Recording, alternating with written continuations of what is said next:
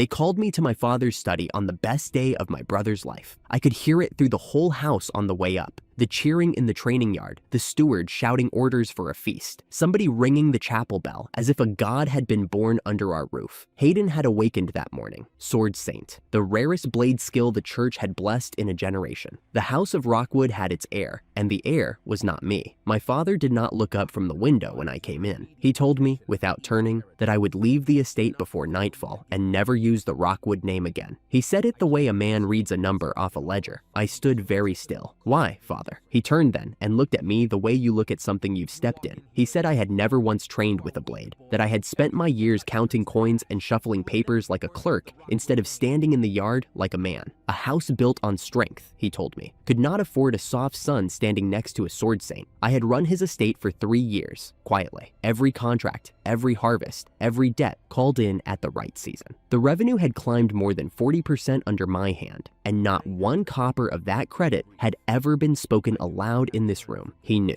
He simply weighed it as nothing against a sword. I knew exactly when he had decided I was nothing. I was 15. The skill had just woken in me. Divine solution, the priests called it. A thing that answered any question with only a yes or a no. So I had asked it the question a boy asks when he wants to make his father proud. Would House Rockwood prosper? The answer had come back flat and certain. No. My father heard a child insult his bloodline. He called the skill a scam to my face and never forgave it. 3 years, and his jaw still tightened when he looked at me. A night came forward. One I had overseen myself. Men I had paid on time every month. He flicked a single silver coin onto the floor at my feet. Preparation money, he sneered. He told me I could leave it there if I was too proud, and made sure to mention I should be grateful for that much. 1 coin. I looked at it on the floorboards. A single silver bought a week of bread if a man was careful, and nothing at all if he wasn't. They were not setting me free. They were betting I would die on the road and save them the trouble. I picked it up anyway. I have never in my life been too proud to bend down. No one came to see me off. Not my mother. Not Hayden, who was too busy being adored to spare a thought for the brother he was discarding. So as the gate came into view, I did the only thing left that was mine. I asked. I had learned long ago how to use it. The skill never told you how. It only ever answered the exact question you put to it. Yes or no, nothing more. Ask the wrong question, and the truth walks straight past you. Ask the right one, and there was nothing in this world it would not show me. Will I leave this kingdom alive? Yes. Will I ever stand in this hall again? The answer landed without weight, without mercy. Yes. I almost stopped walking. Will this house still be standing in 3 years the way it is now? No. Métis never lied. Métis had never once been wrong, and every soul behind those walls was certain I carried a broken trinket out the gate. Old Sebastian was waiting in the archway. He had been the steward of this house since before I was born, and he had raised me more truly than the man upstairs ever had. He caught my sleeve, glanced once at the empty courtyard, and pressed something into my palm, a small cloth purse, heavy with coins. I argued with your father until my voice gave out, he said, low and fast. Take it, please. I felt the weight, 10 silver at least. From his own savings, the man had no other inheritance to give. Sebastian, this is everything you have. Whatever they decide in this house, he said, and his old voice finally cracked. You were never the worthless one. I am not a man who weeps easily. I held on to him anyway, this once, longer than was dignified. Then I closed my hand around his coins, and his 10 became my whole future. Thank you, I told him. I'll spend every coin like it's the last one I'll ever see. I climbed into the waiting carriage. 2 escort knights swung up to ride with me. The gate shut behind us with the sound I felt in my teeth, and the only home I had ever known slid away into the dust.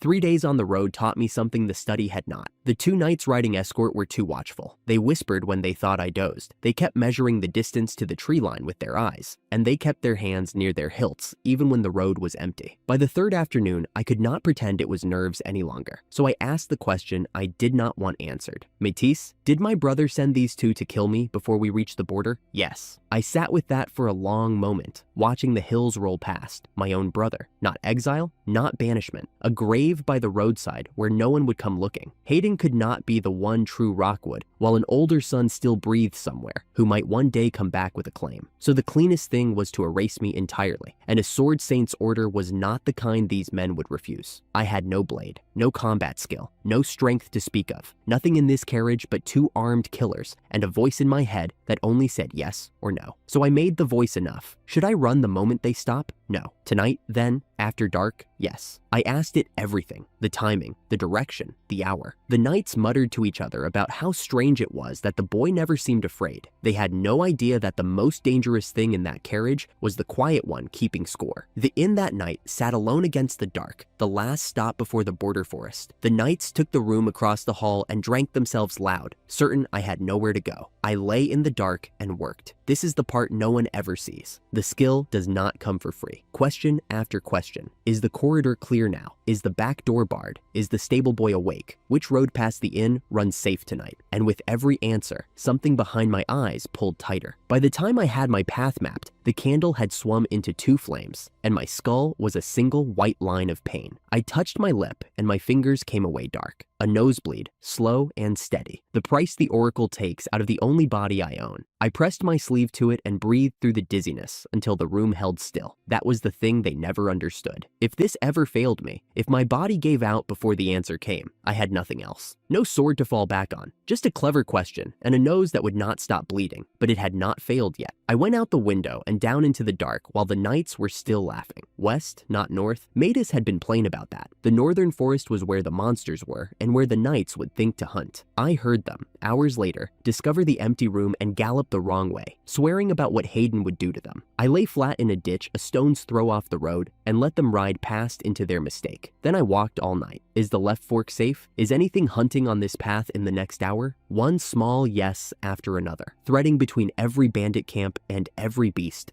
before it ever knew I was there. By dawn, I was alive, and that was a miracle no blade in my family could have bought. I had been walking a long time when the wagon found me. A round, mustached man with a load of trade goods slowed his horses and looked me over. A young fellow alone at the edge of a monster wood. No escort, no horse, no sense. He asked if I was a mercenary or some runaway lordling. I gave him neither name nor truth, only that I was bound for the Empire. His name was Nolan, and he was the first kind face I had seen since Sebastian. He told me to climb up before something with teeth made the choice for me, so I did. We traveled together through country that should have been crawling with danger, and it never touched us. Every time the trees thickened or the road forked, I asked my quiet question and steered us wide of whatever waited. Nolan kept shaking his head and laughing about it. I have driven this road for years, lad, he said, and I have never once seen it this quiet. You've got a gift for trouble. He grinned at me, the avoiding kind. He had no idea how right he was. I only smiled and watched the road. The border came on the 4th day, a gatehouse, a barrier pole, and a guard who took one look at a young man with no papers and smelled opportunity. He told me, slow and meaningful, that crossing required proper documents, that a lone traveler with none looked suspicious, and that suspicious things had a way of disappearing into a long, unpleasant wait. Then he let the sentence hang, the way greedy men do, waiting to be paid for a problem he had invented on the spot. I did not argue. I asked Matisse a single thing. Would 1 silver settle him? Yes. So I pressed a coin into his palm and watched the suspicion melt clean off his face. He waved us through and wished me a pleasant stay in the Empire, as though we were old friends. It cost me another of Sebastian's coins, but the pole lifted, the wheels rolled forward, and just like that, I crossed out of the Varan kingdom and into the Aldan Empire, out of the reach of the house that wanted me dead. The Empire was a different size of thing entirely. Bellwater rose up out of the plain behind tall stone walls, a border city so old and so safe that Nolan told me it had not been attacked in 50 years. The streets were full and loud and indifferent to me, which after the last few days felt almost like kindness. Nobody here knew the name Rockwood. Nobody here knew there had ever been a son to throw away. Nolan reined in near the market and told me this was as far as our roads ran together. I thanked him, properly, the way you thank a man who carried you out of reach of your own brother without ever knowing it. Until next time, lad. He clasped my hand and nodded toward the city's heart. Border walls never been tested, but that's not what to look at. Go see the bell. Everyone does. Then he flicked the reins and was gone into the crowd, and the road that had given me my first ally folded shut behind him. I followed the crowd, and I understood the moment I saw it. The whole city was built facing one thing, a bell tower at its center, taller than anything around it, and hung in its top a great silver bell,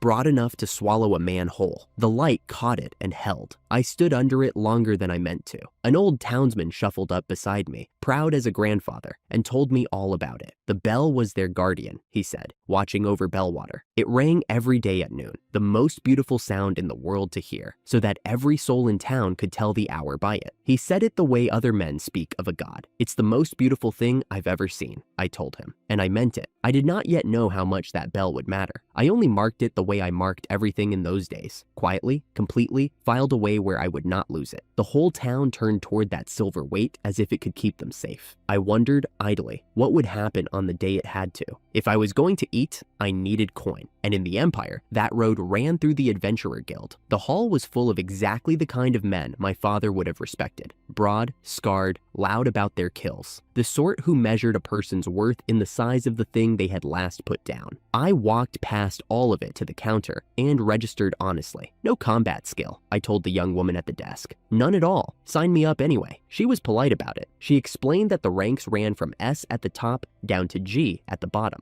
Asked again whether I truly had no fighting ability, and when I said no, she gently steered me toward the smallest, safest jobs and wrote me down at G. The registration cost 1 silver. I paid it and felt the bite. 9 coins left to my name, give or take, and a card that said in the eyes of this whole city, I was nobody. That suited me. Let them think it. I had already done the only sum that mattered. I would never beat a monster with a sword I could not hold, but a man who can ask the world a question and always get the true answer. That man does not need to fight. He needs to trade. Knowing what a thing is truly worth before anyone else does is the oldest fortune there is. Combat was a dead road. Commerce was wide open, and I already knew exactly how I would walk it. That evening, I went back to the bell. The square had emptied. The light was going down behind the tower, and the silver bell hung dark against an orange sky. I stood under the thing the whole city trusted to keep it safe, with 9 coins, no name, and a skill the people who made me had spat on. I thought about the coin on the study floor, about the knives on the road, about a brother who would rather see me in a ditch than risk me ever coming home. They thought the matter was finished, a burden thrown out with a week of bread, a problem solved. I asked Matis one last thing, the only question that mattered to me now. Will I rise high enough that they cannot pretend I do not exist? Yes. So I made my vow under the bell. Quiet, the way I do everything. I would build something so large that the family who discarded me would one day have to lift their eyes to look at it. I would make them need the sun they threw away. And when that day came, when they finally looked up, I would be the one deciding what happened next. They had given me 1 coin and called it preparation. It was going to be enough. 3 days in Bellwater taught me that a vow under a bell buys nothing for breakfast. So on the 4th morning, I went to the only place where I had an edge no one could see, the market. It ran the length of the lower quarter, more than 50 stalls jammed shoulder to shoulder, the air thick with the smell of fish and tallow and other men's sweat. Merchants stood behind their tables, guessing at the worth of everything they touched. I did not have to guess. I had Metis. I walked it slow, stall by stall, and at each one, I asked the same quiet question. Is anything here worth far more than its asking price? The answer came, the way it always came, flat and certain, and without a flicker of doubt. No,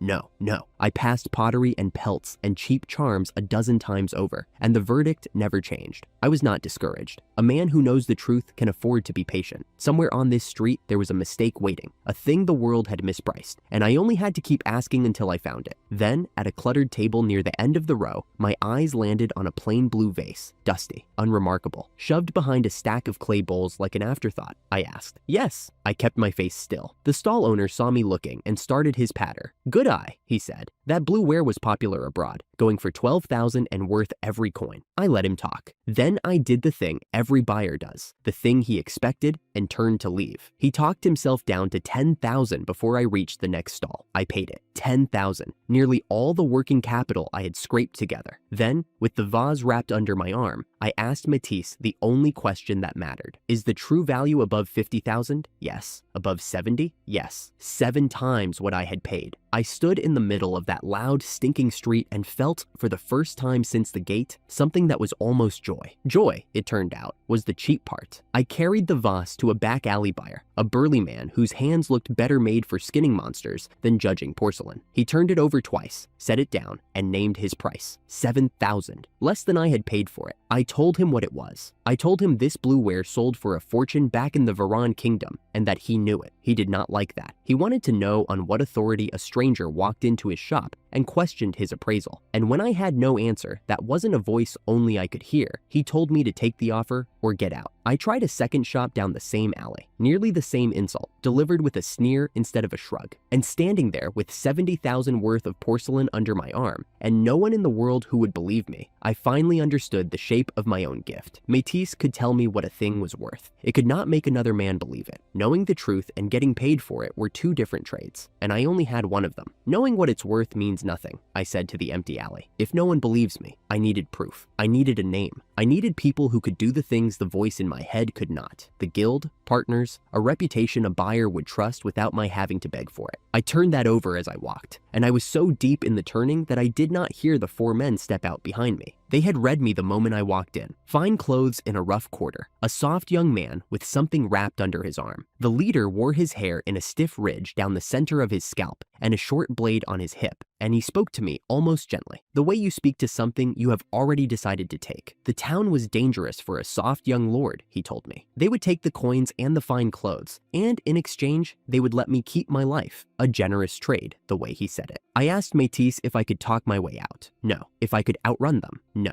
The answers came fast and flat and completely useless, because every one of them ended in the same place. There was nothing to do that would work. I ran anyway. A man does not stand still just because a voice tells him standing or running come to the same end. They caught me before I cleared the alley mouth. The rest I will not walk you through in detail, because there is nothing in it worth seeing. Only the hard ground, and four men who did this for a living, and a voice in my skull that knew the exact worth of a porcelain vase, and could not lift a single finger to help me. An answer cannot throw a punch. I learned that on the ground, with the truth ringing useless in my head. They started going through my coat for the coins. I braced for the rest of it. A voice cut across the alley, clear, hard, and used to being obeyed. That's enough. Step away from him. I felt the hands leave my coat. I rolled enough to see her. Golden hair, a rapier already drawn, the colors of some knight's order on her shoulder. The thug with the ridge of hair took one look at those colors and went pale. There was a snap of wind off the rapier's tip, a crack like a slung stone, and the four of them were simply gone, scrambling over each other to get out of that alley. She crossed to me and crouched, and the hardness went out of her voice all at once. I couldn't just walk past that. Her hand was already checking my arm, brisk and certain. Are you hurt? I told her I would live. It came out rougher than I meant it. I'm no noble. I got an elbow under me and pushed up against the wall. Just an adventurer now, and I owe you one. She waved that off the way I would learn. She waved off most things she thought were obvious. Protecting citizens was a knight's duty, she said, not a debt, and she would hear nothing about reward. But she frowned at the cut of my coat, the silver trim of it gone gray with alley dust, and her advice was the first useful thing anyone in Bellwater had given me for free. Keep those fine clothes covered. She helped me upright. They make you a mark. She told me her name was Eve. I gave her mine, and as she watched me limp out of that alley with the vase still, somehow, unbroken under my arm,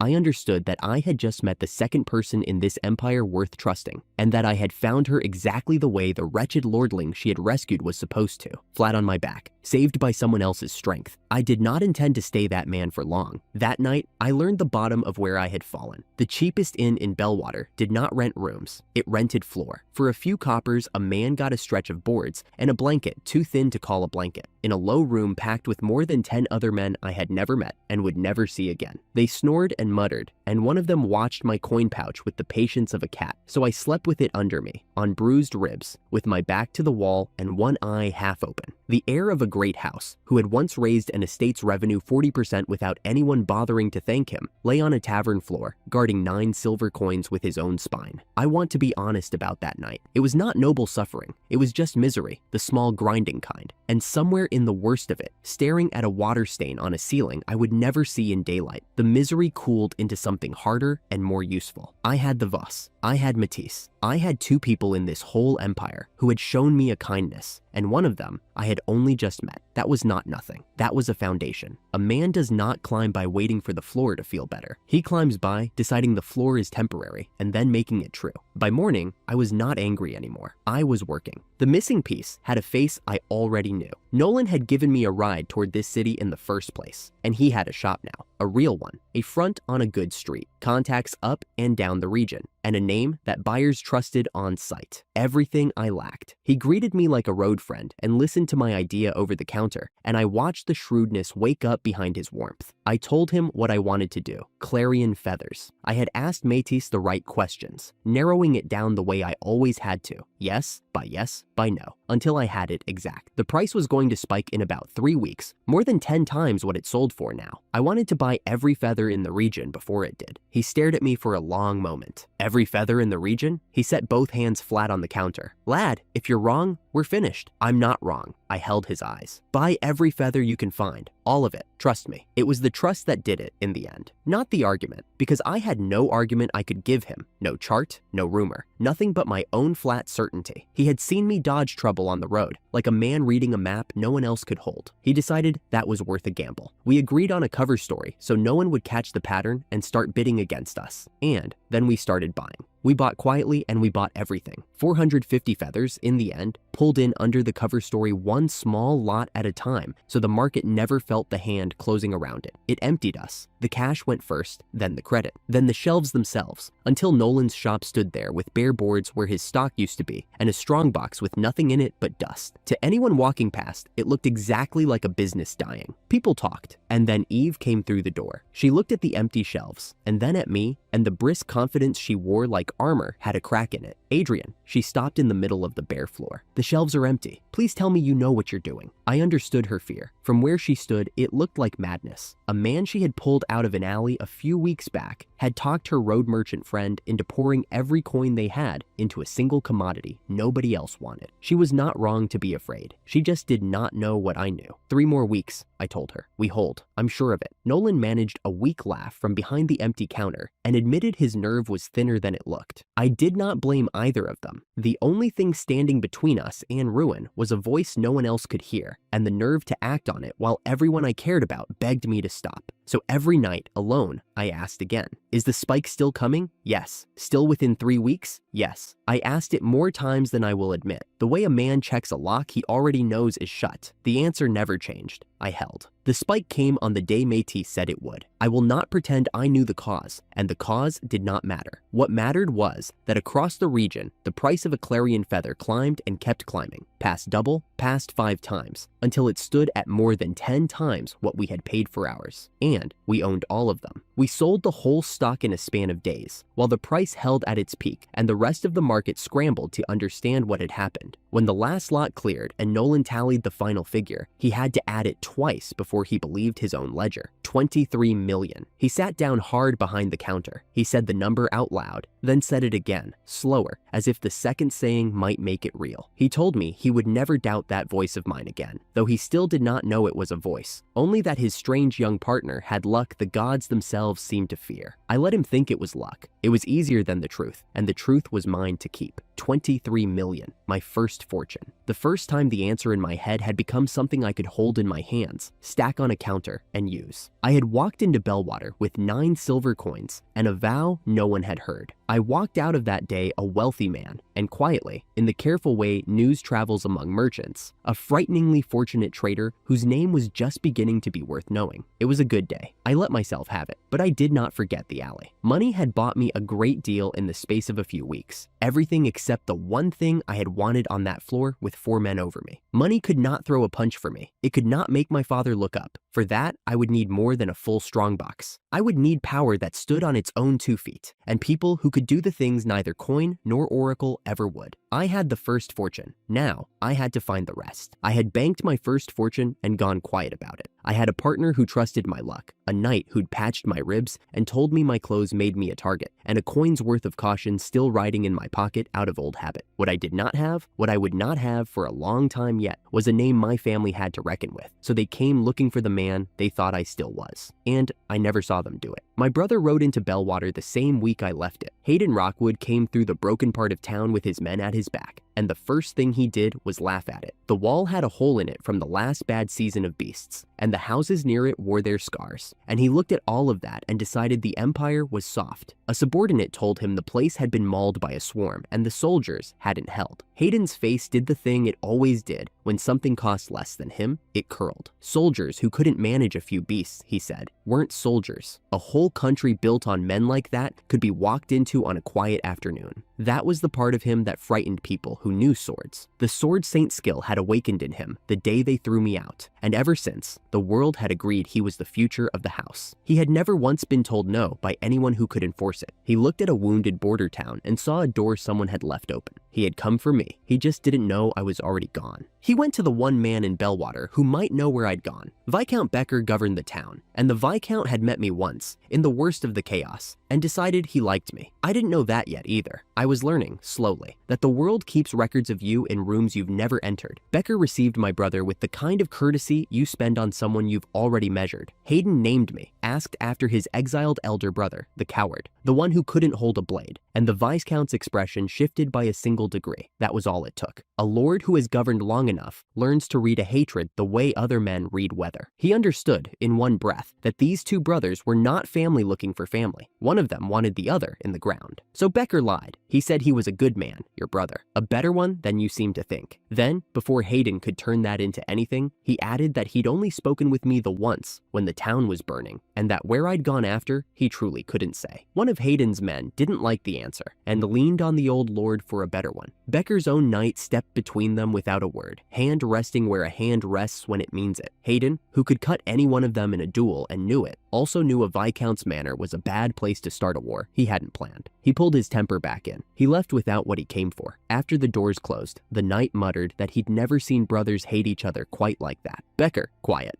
guessed the rest of it on his own. That a martial house had thrown out a son for lacking a sword. He was right. He just didn't say it out loud. Outside, my brother stopped pretending to be patient. He told his men to keep looking. Every road, every guild, every name. And then he said the part he should have kept behind his teeth. He swore he'd find me and finish what the road had failed to. He swore he'd take the head of the house for himself, and that no half-blood scam skill coward would stand between him and it. Nolan heard him. My partner was crossing the lane with a ledger under his arm, close enough to catch every word, and he had the sense God gives careful men not to slow down while he did it. He kept walking. He kept his face. Inside, I think, something went cold and stayed cold. He'd shaken my hand on a fortune 3 days ago, and now he was listening to a Rockwood promise to kill me. That brother of his wants him dead, he said to no one. Lo, the way you talk when the thing you've learned is too big to hold quietly. And the fool's gone and joined the army where I can't watch him. He went to the guild and confirmed it. I'd put my name down for the Imperial intake and left for the Capitol Road. 2 men were hunting the same person through the same town that week. One of them loved me. One of them wanted me dead. And by the grace of bad timing and a Viscount's lie, they never once stood in the same room. I owe a great deal of what came after to a noose that simply never tightened. People kept loosening it for me when I had no idea it was there. I'd like to tell you the danger that nearly ended me that year was my brother. It wasn't. It was something older, and it had no name I'd want to use. So I'll give you the one the old men used, the Gravemaw. It came the way the worst things do, while everyone was still arguing about smaller ones. I was near the wall when the horns went up, and by the time I reached the street below the breach, the swarm was already at it. Hundreds of lesser beasts boiling against the stone, and behind them, taller than the wall itself, the thing that led them. It was the size of a house. Its hide sat on it like plate armor, gray and scaled, and one of its eyes was a long-healed scar, sealed shut by some old wound it had survived and remembered. The arrows did nothing. The thrown stones did nothing. It lowered that armored skull and drove it into the wall like a battering ram made of muscle and grudge, and the wall, which had already been broken once, gave up. An old veteran beside me went white and said its name. 50 years, he kept saying. 50 years ago it came, and it took half the town with it, and we put up a bell so we'd never forget, and now it's back like it remembered the way. That was when the soldiers around us stopped being soldiers. You can watch courage leave a crowd. It leaves all at once, like heat off a stone. Our strongest charged it anyway. They were brave, and they were trained, and it did not matter. The result was the same for all of them, and I will not walk you through it. The line that had been a defense became a noise, screaming and running, and the breach stood open with nothing behind it but people who couldn't fight, and a monster that had waited half a century to come back. I couldn't swing a sword. Everyone who could was already down, but I could do the one thing none of them could. I could know. Is it about to charge the gate? Yes. Will it turn left after? No.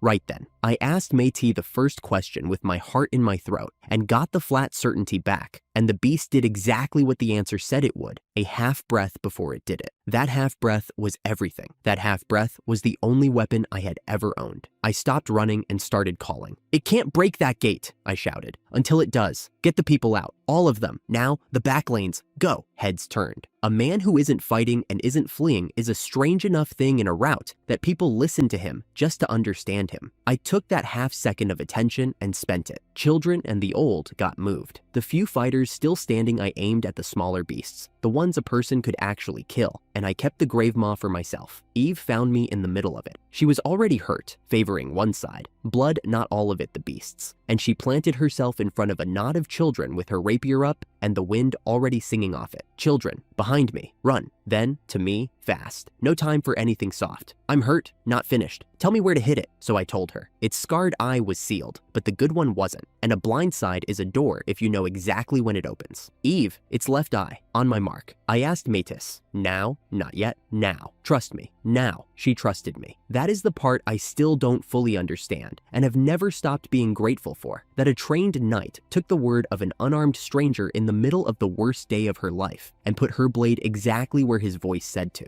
The wind edge took the beast across its seeing eye, and it screamed and recoiled. And for a moment, one moment, the thing that had eaten a town was hurt and confused and hours to move. But every question cost me. I could feel it now, the way you feel a coin running out. The first nosebleed had already come and gone. The second one didn't stop. I had the plan by then. There was only one fixed thing in a town full of broken ones. One object heavy enough to matter and impossible to move by force. The Guardian Bell. They'd hung it after the Gravemaw's first visit. A mass of dark metal on chains as thick as my leg, in the tower at the center of town. You could not lift it, but you could let it fall. And if I could put the beast in one exact place at one exact instant, gravity would do what every sword in Bellwater could not. So I started walking the Gravemaw home. A flinch here, a thrown stone there, Eve's blade where I called it, herding a house-sized monster a few steps at a time toward the spot under the tower, asking Métis the same question over and over. Is this the line? Will it follow? Now left, now hold. And somewhere in there, the world went out. It wasn't gradual the way I'd been warned. The headache that had been building behind my eyes simply crested, white and total. And then there was nothing. No dusk, no smoke, no beast, black. I put my hand up in front of my own face and could not tell you whether it was there. I was standing in open ground, blind, with a monster the size of a house somewhere close enough that I could feel the ground take its weight. I want to be honest about that minute. I was sure I was going to die in it. I could hear the thing breathing. I could hear it turn. Eve was screaming something at me, that I was bleeding from the eyes, that I had to stop, that I'd kill myself before the beast managed it. And I understood I was out of body to spend, and that the only thing I had left was the one thing that had blinded me. So I spent it anyway. I couldn't see where the Gravemaw was, so I didn't ask to see. I asked the only kind of question I had left, the kind that needs no eyes. Is it under the tower? I held the dark and waited, and the answer came back the way it always did, flat and certain and impossible to argue with. Yes. Then cut the chains. I don't know how loud it came out. I don't know if my voice even shook. The chains. Cut them. Now, now, now. I heard it before I felt it. A groan of old metal letting go. The snap of links a man couldn't have bent in a forge. And then a falling. A sound so large it had weight. A sound you feel in your teeth and the soles of your feet. The bell came down out of 50 years of waiting and found the thing it had been hung to remember. The Gravemaw did not survive it. I won't dress that up. There was a single enormous impact, and the ground jumped, and the breathing I'd been tracking in the dark stopped. The beast that had eaten a town twice over was simply, finally, finished. Outcome and nothing more. The way these things should be told. And then, rolling out across the broken streets and the running people, and the man standing blind in the middle of it. One clear bell note. The Guardian had rung once, the only time it ever would, and it rang for the kill. Sight came back to me, the way feeling comes back to a numb hand. Wrong first, then painful, then real. Shapes. Torchlight smeared into torchlight. Eve's face, far too close, gripping my shoulders, white with something that wasn't quite relief yet. I was on my knees and I hadn't noticed kneeling. Everything in me was scraped to the floor, but I could see her, and the town behind her was still standing, and the thing was dead. We had done it without a single sword that mattered. An unarmed man and a wounded knight, and a crowd of people who couldn't fight had killed what an army of brave men couldn't scratch. Not with strength, with a question asked at the right second, by someone willing to pay for the answer. Becker found me at first light, still sitting where the strength had run out of me. He looked at the dead beast, and at the fallen bell, and at the unremarkable man who'd put one on top of the other, and then he said the sentence that changed the whole shape of my life. I won't give it to you in his exact words. He was a careful man, and he chose them carefully, but the meaning was plain. I had saved a town his soldiers could not. He would not let that happen in a corner of the world where no one would ever hear of it. He meant to send my name where it belonged, to the Empire's army, with his recommendation, as a strategist who fought as though he could read the future. Eve, still gripping my shoulder like she wasn't sure I'd stay upright without it, pushed the same direction harder. She'd seen what I did and what it cost, and she had decided on the spot that the army was where a man like me ought to be, and that someone ought to go with me to make sure I lived through being that valuable. I sat in the wreckage and let myself feel it for a moment. Money hadn't made my father look up. Money couldn't throw a punch. But this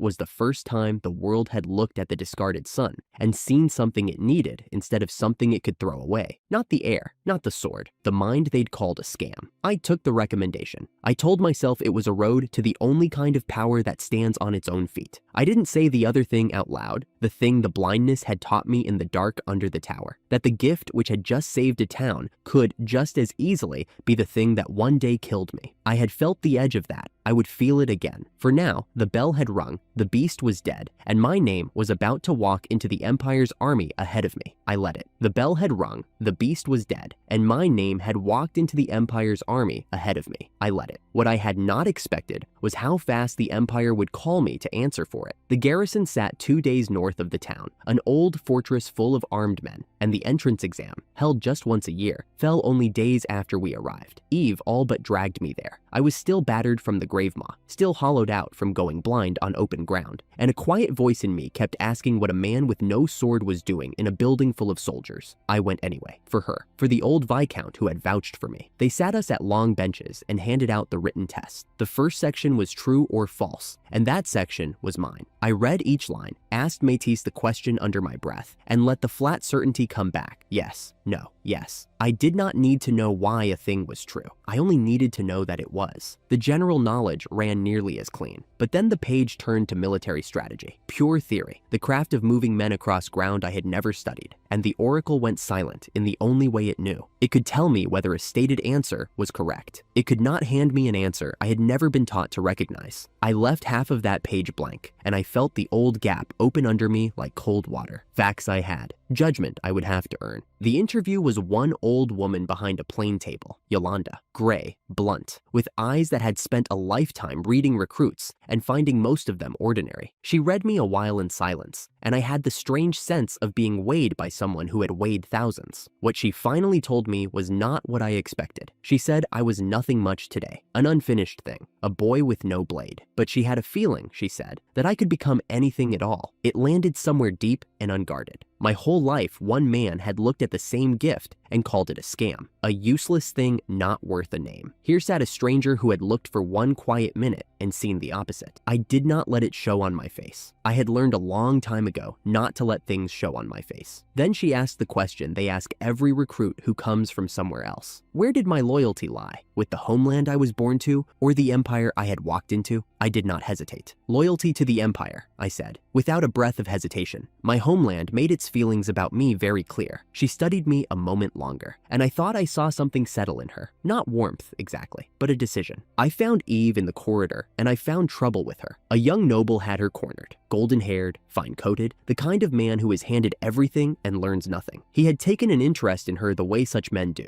all entitlement and no manners. And when she tried to step around him, he put himself in her way again. The men at his back wore the smirk of people who had never once been told no. I came up beside her and set my hand on his arm before he could reach for her again. I did not raise my voice. There was no need. She's a knight, and you're better, I said. Take your hand off her. He turned on me as if a piece of the floor had spoken. Through his sneer, I caught the shape of it. Gutter trash, he called me. Unfit to stand in an army. A stray who had only followed a woman this far. Then his hand dropped to his blade, and his voice dropped with it, low enough that only I would hear the promise to send me somewhere I would not come back from. A flat word from the doorway stopped him. Yolanda. The old woman did not so much as raise her chin, and the noble's hand came off his hilt as if the leather had burned him. He gathered his men and his pride and left. Yolanda told me two things, plainly, the way she told everything. The first was that I had passed. The second was who I had just made an enemy of. That golden boy was the heir of the Cranton family, and the Crantons held the strings on where every recruit in the Empire was sent. A man who crossed them did not get a quiet posting. He got buried somewhere. The burying would do itself. I asked her, straight, if she would help me. She would not. A man who swears his own vows, she said, answers his own troubles. And she had a feeling I had sworn a few. But she did not leave me empty-handed. In the letter she sealed for me, she named me a genius strategist and granted me command authority in my own right. A door in writing. Where it opened was no longer in her hands. Eve came away from the wall and put a hand on my arm, and her worry was doing a poor job of hiding behind her smile. She had her own news. They were posting her to a border city near the Varan kingdom. Quiet country, at peace for now. We had been thrown together by a monster and a near death, and now the army was pulling us apart before either of us had caught our breath. If it were anyone but you,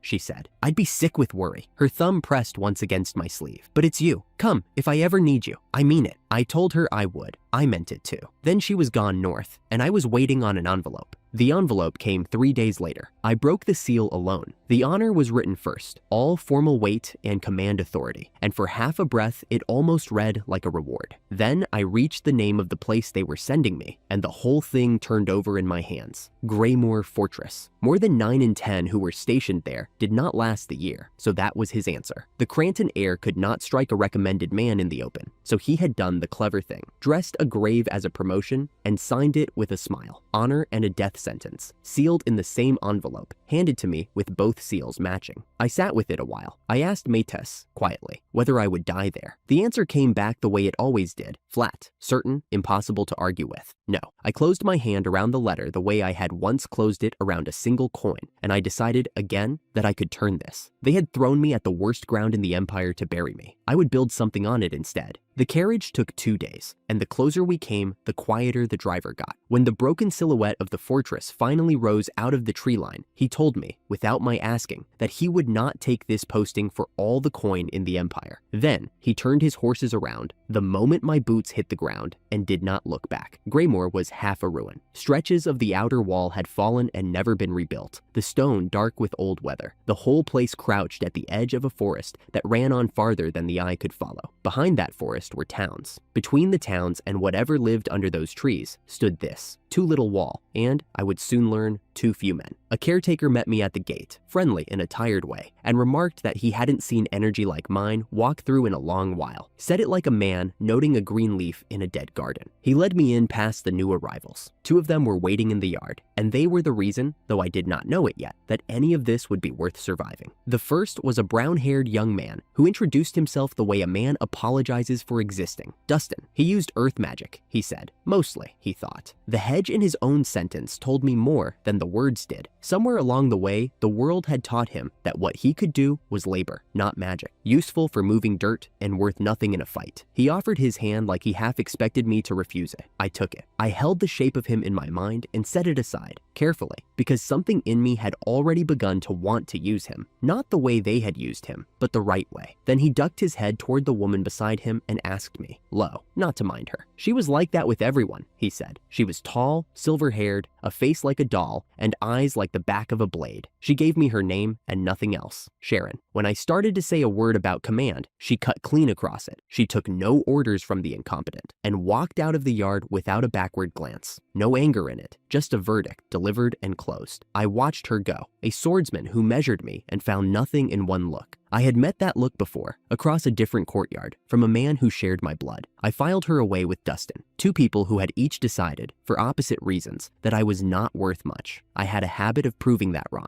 The dining hall told me the rest. The garrison sat at long tables over cheap liquor and worn cards, faces dark and dead, men who had stopped waiting for anything but the end. When the caretaker named me their new strategist, the laughter that went around the room was not cruel so much as exhausted. A strategist, they said, sent to help them do their dying more efficiently. They were honest about the place, at least. Greymoor was the army's trash can, they told me, where the Empire dumped its rebels and its failures to be ground down by the forest. Too few men, too many beasts, and a turnover that turned over because the men kept dying. They had made their peace with it. That peace was the most dangerous thing in the room. I did not argue. Arguing with despair only feeds it. I set my boot up on the table, and I let my voice go flat and very quiet. The way I had learned a quiet voice carries farther than a loud one in a room that has gone still. I told them I did not care what they thought of me. From tomorrow, on Yolanda's authority, command was mine. Disobeying me was disobeying a superior officer. And out here, with the forest at the wall, a short life only got shorter when men stopped listening to to the one trying to keep them alive. The room did not cheer, but the laughter stopped. And for the first time since I'd walked through the gate, the dead faces were looking at me as if I might be something other than another body to bury. The commander was an old man with a grandfather's face, worn soft by years of writing letters, home for men who never came back. Dalton. He took Yolanda's sealed letter in both hands and read it slowly. And as he read, something happened in him that I had not seen happen in a grown man before. A hope he had clearly trained himself to stop feeling came back up through his face all at once. The moment he finished, he said he had known the instant he read it that I was not meant to rot in this place. Take it, he told me. Take the fortress, take command, take all of it. His voice was not steady. If this place could ever be more than a grave, he said, then let it be mine to make so. And he was nearly weeping when he said it. An old man handing his impossible burden to a stranger because a stranger was the first hope he'd been given in years. I took it. After a life of one man refusing to see any worth in me at all, there was something I had no name for in being handed everything by a man who had only just met me. I told him no one under my command would die if I could help it. I think, for the first time, I believed it as I said it. I did not sleep that night. I asked the caretaker for the library, and he led me to a low room thick with dust and forgotten lore. Shelves of it, the collected knowledge of every monster the forest had ever sent against these walls. I lit a lamp, and I read until my eyes burned. Yolanda had named me a genius. The men had named me a fraud, sent to watch them die. Somewhere between those two names was the truth, and I meant to drag myself closer to the first one by morning. A man who had gotten lucky once with a monster could not run a fortress on luck. I would learn this ground until I knew it better than the things that hunted it. And somewhere in the small hours, with the lamp low and the fortress asleep around me, I asked Matus the only question that mattered. When would the forest come? The answer came back flat and certain and without mercy, the way it always did. 3 days. 3 days. I sat with that in the dark and felt the old, cold clarity settle over me. I had a broken garrison that despised me, a timid mage who thought he was useless, a swordswoman who would sooner spit than salute, and 72 hours before something came out of those trees to test all of it, it was enough. There is a God, I have always thought, who picks a man up the moment another God throws him away. I closed the book. 3 days was enough. I only needed 3. 3 days was enough. I only needed 3. I had said that to an empty library with one lamp burning and a despising garrison asleep below me, and the words had sounded brave in the dark because no one was awake to test them. By morning, I had to make them true.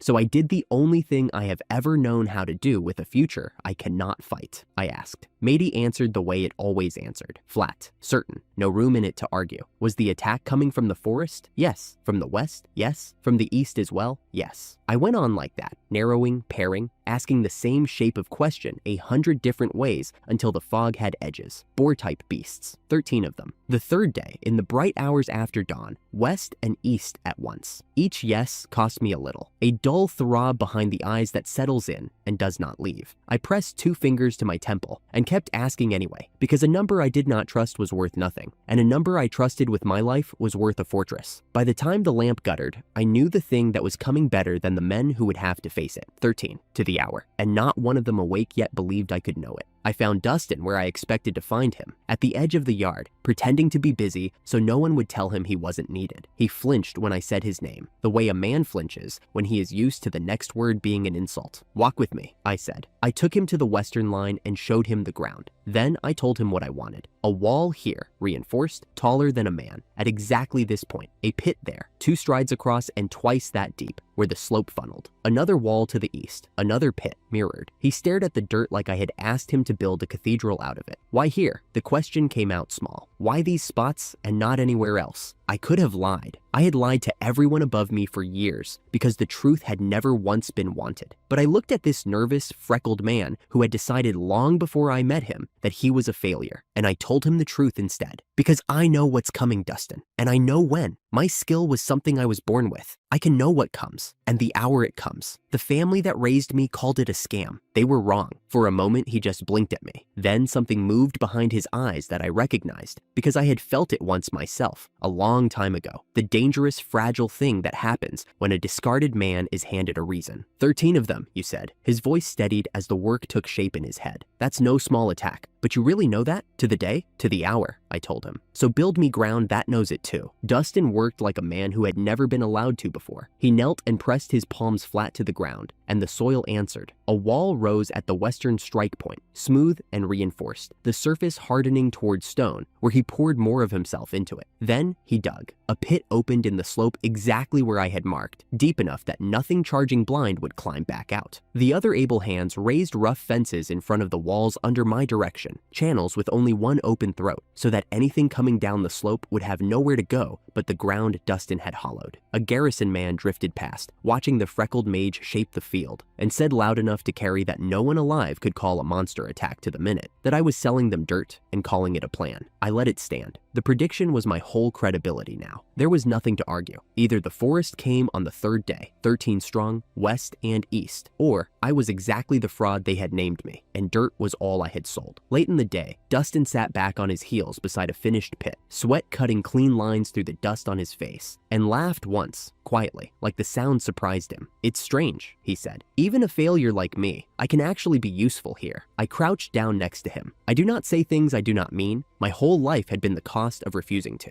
So I made sure he heard that I meant this. I have an eye for people, Dustin. I always have. It's the one thing the Oracle never had to tell me. I nodded at the wall he had raised out of nothing. "One day, they'll call you a great mage. Believe it, because I already do." He looked away fast and pretended it was the dust in his eyes, and I let him have that too. The third day came, the way I had told them it would. The men did not believe it until the moment the tree line moved. I stood on the wall with the archers thin along it, and Sharon a little apart from everyone, sword already loose in her hand, watching the forest the way she watched me, like both might be lying to her. Below, the kill ground waited, walls and fences, and the dark mouths of the pits, all of it pointing inward like a funnel built for exactly one purpose. Then the forest broke open, west and east at once, and they came. I counted without meaning to, the number already sitting behind my teeth. 1, 3, 6, 9, 13. Squat, armored boar things, heads down, charging blind and fast the way their kind always charge, straight at the only soft-looking gap, which was the gap I had built for them. It was over almost before it began. The lead beasts hit the fences and found one open throat, and the throat poured them straight into the pits. The ground swallowed the first of them whole. The rock Dustin had loosened above the eastern wall came down on the second wave. What the terrain did not finish, the archers did. And what the archers left, Sharon stepped down to meet. Clean and economical. The wounded ones ended before they could rise. No charge ever reached the wall. No soldier ever left it. When the dust settled, there were 13 dead boars in the trap, and not one man among us so much as bleeding. The garrison went silent first, then it went loud. The kind of loud that is half disbelief and half something they had not let themselves feel in a long time on these walls. Hope. Commander Dalton came to stand beside me, his old hands gripping the stone, looking down at the impossible thing on his own ground. "In all my years," he said, low, like he did not trust the words to hold, "I never once saw a wall hold without a single man falling." I said nothing. I was busy being quietly, privately terrified at how close I had come to being wrong, and hiding it under the certainty they needed to see. Sharon climbed back up to the wall, flicked her blade clean, and stopped in front of me. For a long moment, she just looked, weighing me against some private standard I would never be shown. "So, you weren't bluffing." It was not quite an apology. It was not quite anything. Then her eyes went back to the tree line. "Humph, we'll see if it holds next time." I almost smiled, because I already knew there would be a next time, and I already knew it would not be 13. The next time arrived in my head before it arrived in the world, and it nearly took me apart. I had gone back to the library after the trap held because awe buys obedience for a week, and then men start asking what comes next, and I needed to be able to answer. So I asked Métis the wider question, not what is coming in 3 days, what is coming at all? What is the worst thing the forest is holding? The answer cost more than anything I had asked it before. By the time I had pinned it down, the size, the shape, the days, there was blood on my upper lip, and a white ringing in my ears, and a darkness at the edge of my sight that took its time clearing. I had my number. I wished I didn't. At breakfast, Dustin set a bowl in front of me and then went very still. "Your face is terrible, Adrian." He said it plainly, not unkindly, the way you'd point out that a man was bleeding. "What's wrong?" "I studied too late, that's all." The lie came out smooth.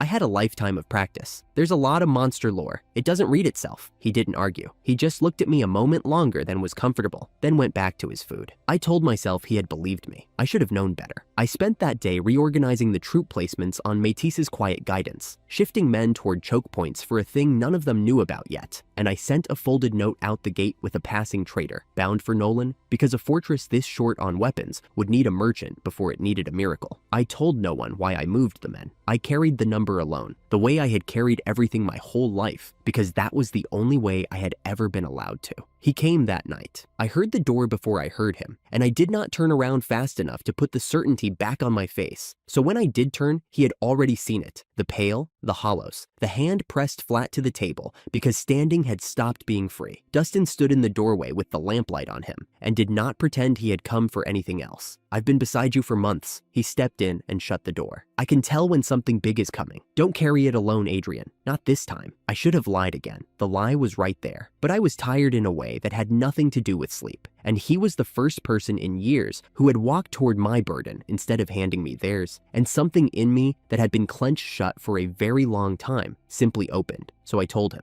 a stampede. My voice came out lower than I meant it to. 1,000 of them. A high orc leading the front. The kind that thinks, that commands the rest. 16 days from now, 200 men. Not enough weapons. Against 1,000 monsters with a general. He went white. I watched the number land in him, the way it had landed in me. But he didn't step back. He pulled out the chair across from mine and sat down in it, which was its own kind of answer. And then I told him the rest. The part I had never told anyone. The part the family had never once asked about. There's a cost, I said. Every time I ask it for too much, my body pays. The headaches, the blood. There are days the dark comes into my eyes and I'm afraid it won't leave. After a heavy reading, I can't always stand on my own. I made myself say the last of it, because if he was going to choose this, he should choose it with his eyes open. And I can't fight Dustin. I have no blade skill. None. I never could. The mind is all I am. When the mind breaks, there's nothing under it. For a long moment, the only sound was the lamp. Then Dustin leaned forward, and his nervous voice came out steadier than I had ever heard it. I'm not the kind of man who runs after hearing that. You should know that about me by now. His hands were shaking, and he let them. Trust your friends a little more. I'll believe in you,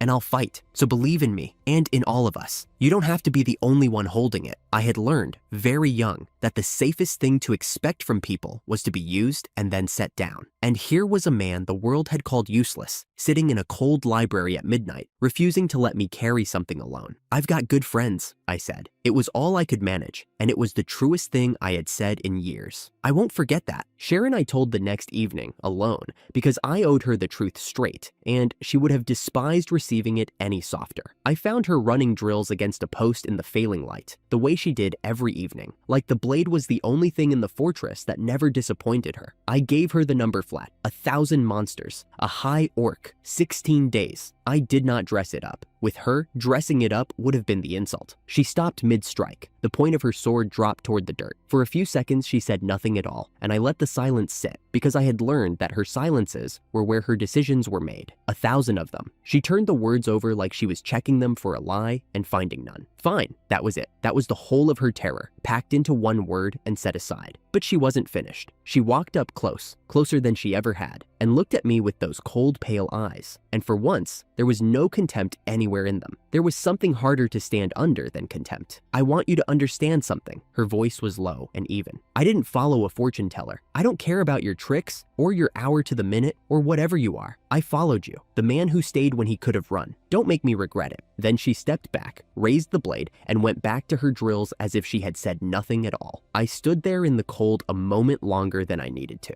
Strangers, both of them. A timid mage and a cold swordswoman, neither owing me a thing, neither of them blood. And they were going to bleed for me on a wall, and they had decided it without my asking, for free. The way the people who shared my name never once had. I had spent my whole life trying to build something so large, the family that discarded me would have to look up at it. Standing in that yard, I understood for the first time that I had already started, and it was not made of stone, or coin, or proven predictions. It was made of the two people who had walked toward me instead of away. The next morning, I told the whole fortress. I did not soften it for them either. A stampede was coming, 1,000 strong, a high orc at the head of it, the kind that did not just charge but thought, that would press a weakness the moment it found one. 16 days, 200 of us. I named it plainly and let the room go cold with it, because men who had already half believed in me after 13 beasts needed to understand that this was not 13, and that I knew it, and that I had a plan anyway. I expected the room to break. A month earlier, it would have. A month earlier, these were drunk, dead-eyed men who had named their own fortress the Army's Grave and laughed at the strategists sent to share it. They did not break. They had watched a wall hold without a single man falling, and that one perfect day had done what no speech could. When I said total defense, every hand on the walls, no exceptions, 16 days to make a death trap of the whole approach. They listened like men who had decided to live. Commander Dalton rose at the back, old and slow, and let his voice carry over the rest. 200 against 1,000. He said it like a fact, not a complaint. If anyone alive can make that hold, it's the boy who already did the impossible on my wall once. The men are with you. So am I. I looked out at them, the garrison that had mocked me, the commander who had wept handing me a grave, the mage and the swordswoman standing where I could see them, and I started giving the orders that would turn 16 days into a fortress no one had believed could stand. 16 days. I have lived slower years. Dustin started at the south gate and did not stop. He hardened the walls toward stone, pouring more of himself into the earth than I think he knew he had, raising the height where Matus told me the orc would press, thickening the base where the weight of 1,000 bodies would lean. He worked until his hands shook, and then he worked past that. And when I told him to rest, he told me, with a small, fierce grin I had never seen on him before, that great mages don't rest with 16 days on the clock. I let him have the joke. He had earned the right to make it. I scheduled everything. I do not have a sword, but I have the right question. And over those days, I asked 1,000 of them. Where will the orcs send the first wave? Will the eastern wall hold the second? If I move the reserves to the south gap, do more men live? Each answer cost me a fresh trickle of blood, a white edge creeping in at the sides of my sight, an afternoon where I had to sit because the floor would not stay where I left it. I rationed myself the way I had once rationed a single coin and spent only what the wall could not hold without. And here is the thing I had never had before. When the reading dropped me, someone caught it. Dustin would appear with water and that stubborn refusal to be sent away. Sharon, who said nothing kind to anyone, took to posting herself near me on the bad days without once admitting why, her blade between me and a fortress full of men who still did not know what I was. I let them. That was its own small revolution, letting them. The high orc came on the 16th day, exactly when I had said it would, and it brought its 1,000 with it. I will not pretend I can hold the whole of it in order. It was a long, grinding day. The stampede broke on engineered ground the way water breaks on rock, funneled where Dustin had narrowed the field, dropped where he had hollowed it, met at the choke points by men who finally stood because they had been told exactly where the wave would fall and had learned to trust the telling. Sharon held the line where the orc pressed hardest and held it and held it. Dalton's men did not run. Wave after wave came against a fortress that had spent 16 days learning to be a trap, and the fortress held. The orc did not survive what we had built for it. When the last of the surge broke and scattered back into the trees, Greymoor was still standing, and so were its men, more of them than anyone who knew this place would have believed possible. We stood on the wall at the end of it, the four of us, while the light went red over a field that should have been our grave. No one cheered for long.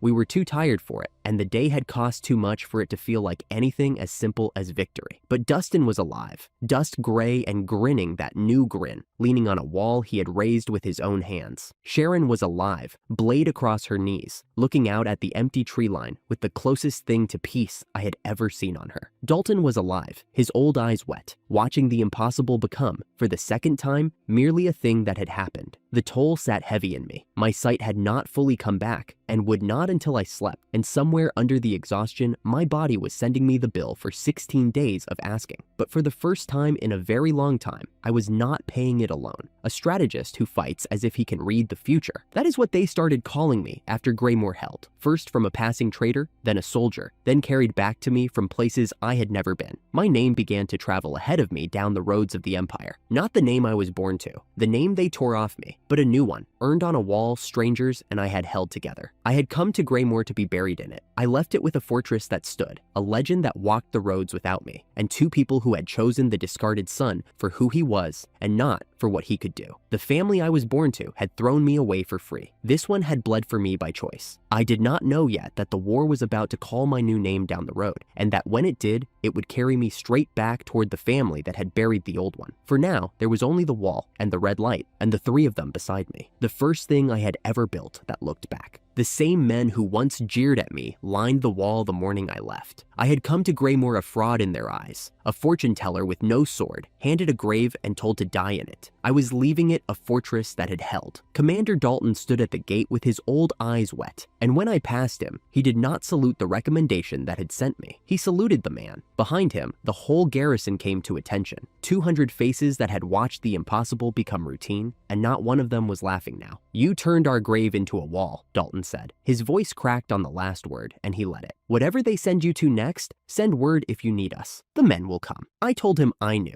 I did know. That was the strange thing I was still learning to carry, that there were people now who would come. Dustin shouldered his pack and grinned at the soldiers, like a boy leaving the first place that had ever wanted him. Sharon said nothing, which from Sharon was its own kind of farewell, her silver hair loose in the wind and one hand resting on her sword. The orders had come 3 days before. The Empire was at war on its border, and a corps called the Ashford had asked for the strategist whose name was beginning to walk the roads without him, so we walked toward it. The fourth voice did not have a body. He had arrived a week earlier, a longbow of dark wood and pale horn that someone in the Greymore Armory had given up on, because the bow talked, and most men do not want a weapon that has opinions. He spoke straight into the back of my skull, dry as old paper, and he had taken one look at the way I fought, which was to say, the way I did not fight at all, and decided I was the most interesting thing to happen to him in 100 years. Randall, he called himself. A strategist who can't lift a sword, he said, somewhere behind my eyes, as the road unrolled toward the war. And a bow that aims itself. We're either going to be a legend or a very short story partner. I haven't decided which, I told him, under my breath, so the others wouldn't think I'd lost my mind, that I intended to be the legend. Bold. A pause that felt like a grin. Try not to bleed too much this time. I've heard about your last few miracles. Sharon glanced over at me, talking to the air, raised one eyebrow a fraction, and kept walking. She had already decided that whatever was wrong with me had kept her alive twice, and she could live with it. We marched for 6 days. On the 7th, we crested a low ridge, and the war was finally something I could see instead of something I had only read about, a valley full of banners. The Ashford captain did not want me. He took one look at the letter I carried, the one Yolanda had written naming me a genius, and his face did the thing all proud men's faces do when they are handed a stranger's reputation. He did not believe in letters. He believed in results, and I had none he had seen with his own eyes. So I made him a small promise. Give me 1 day of reading the field, and I would tell him the enemy's next move before the enemy made it. If I was wrong, he could send me home. He agreed because agreeing cost him nothing. Then I climbed the ridge alone to look at what we were facing, and the ground went out from under me. I knew that banner. I had grown up beneath it, a gray wolf on a field of deep red, the standard of House Rockwood, snapping in the wind on the far hill as if it had followed me across the whole world to be here. Beside it flew the white cross of the Matthias Order, the two of them allied, the two of them marching on the very corps I had just joined. And under that wolf, somewhere in that camp, were the 2 men who had handed me a single coin and told me to go die quietly, my father, my brother. I stood there a long time. The wind pulled at the banners on both hills, mine and theirs, and I waited to feel the rage I had carried out of that house 3 years ago. It did not come. Something colder came instead, something that had been waiting just as long, and it settled over me like a coat that finally fit. That banner on the hill, I said, to no one, to Randall, to the part of me still standing in a courtyard being told I was worthless. That's my father's. Randall waited until I was alone before he said the obvious thing. Breaking your own blood, he murmured, was a strange way to send a letter home. He did not say it cruelly. He said it the way a friend points at the thing you are pretending not to see. I sat with the lamp and the maps, and I did the arithmetic, the way I had once done it on a carriage with 1 coin in my palm. If I revealed myself now, I forfeited everything. The disowned heir crawling back to take revenge was a story the world had heard 1,000 times, and it ended with the heir made a target. His friends made targets. The long reckoning spent in a single loud night. But a strategist with no name, a ghost the enemy could not see and could not understand. That man could take an entire army apart, and the family would never know whose hand was at their throat until I chose to let them. I asked Métis if my father knew I lived. The answer came back the way it always did, flat and certain and impossible to argue with. No. I asked if either of them would recognize a single thing about how the Empire was about to fight. No. That was the answer I had wanted. I won't show them my face, I said quietly. I'll just show them what happens when you throw away the wrong man. Word had drifted up the road along with the war, the way word does, carried by merchants and travelers who did not know they were carrying it to me. Rockwood was fraying.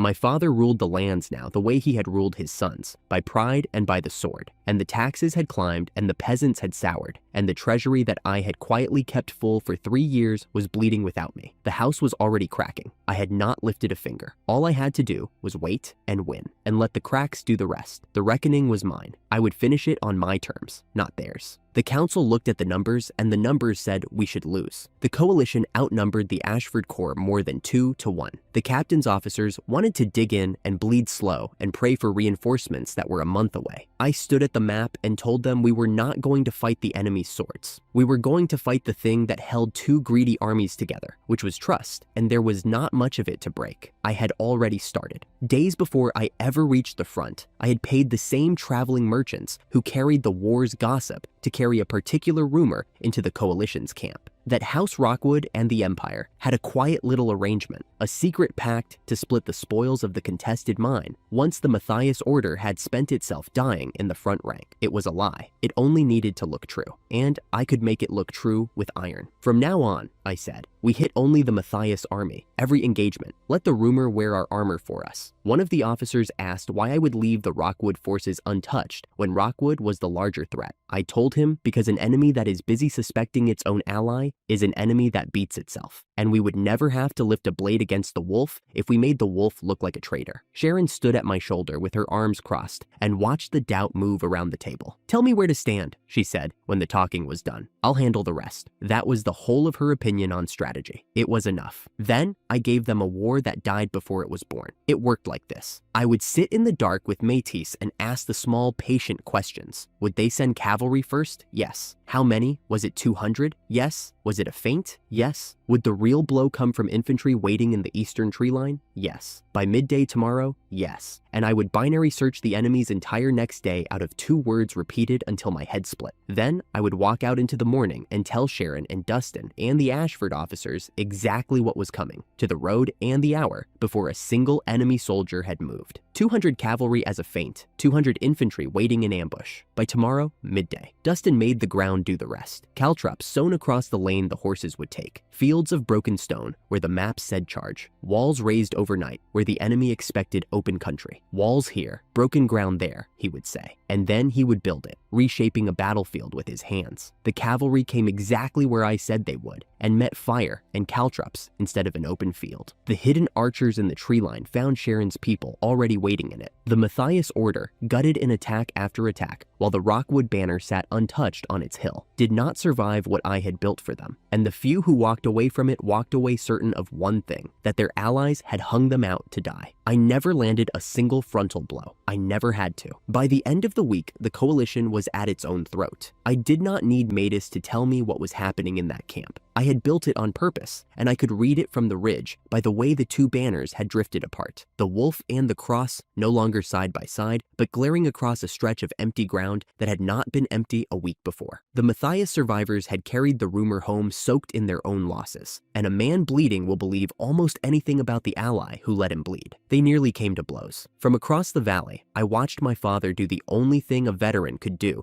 to stop 2 armies from killing each other before the enemy did. He split the coalition into 2 separate commands and pulled them apart. That was the moment I knew I had already won. They just hadn't been told yet. I heard, the way I heard everything, filtered and secondhand, that my father had begun to speak of an unnatural hand behind the Empire's moves. He was a proud man and not a stupid one, and the proud ones who survive are the ones who can smell a thing they cannot see. He told his son they were not losing to soldiers. They were losing to someone. He did not know it was the someone he had thrown out with a coin and a curse, and that not knowing was the sweetest part, sweeter than any blade I did not own. I let him wonder. Wondering, I had decided, would be the first installment of what I owed him. My brother won every fight he was in and lost every battle he stood in, and it was breaking something in him. The Sword Saint skill was real. I will give it that much. Hayden could not be beaten blade to blade by any man on that field, and he proved it again and again. Wherever the lines met and he was in them, he carved through, and once, when Sharon's archers loosed on him, he cut the arrows out of the air before they reached him. The skill that had gotten me exiled, the gift my father had built a whole new air around, worked exactly as the legends promised, and it did not matter at all. Because I was not fighting Hayden's sword, I was fighting Hayden's day, and his day was already mine before he buckled it on. Every charge he led broke on ground I had chosen. Every flank he meant to turn was a flank I had already collapsed. He would win the duel in front of him and look up to find the battle around him gone, his allies routed, the field he had bled to hold suddenly worthless. He could not understand it, and Randall, watching from my back, found this endlessly amusing. The whole point of the war, he murmured, was sitting right there. The useless skill, taking the genius blade apart one wasted victory at a time. I heard that my brother had begun to rage at empty tents, that he demanded to know how every plan died before it began, that he had started to fear, in the small hours, that there was a traitor in his own command, or worse, something reading his thoughts. He was closer to the truth than my father, and just as blind. Sharon came to stand beside me on the rise, watching the Rockwood standards sag on the far hill. "You could end them," she said. Not a question. She had counted the same field I had. "Tell me where to stand," she added, dry, when I didn't answer, "and I'll handle the rest." I did not give the order to finish them. I could have. By then, the coalition was two broken halves staring at each other, and one hard push would have ended the Rockwood army in the field, and the Rockwood name with it. Sharon knew it. The officers were waiting for it. Even Randall, who never asked me for anything, went quiet in a way that was its own question. I told them no.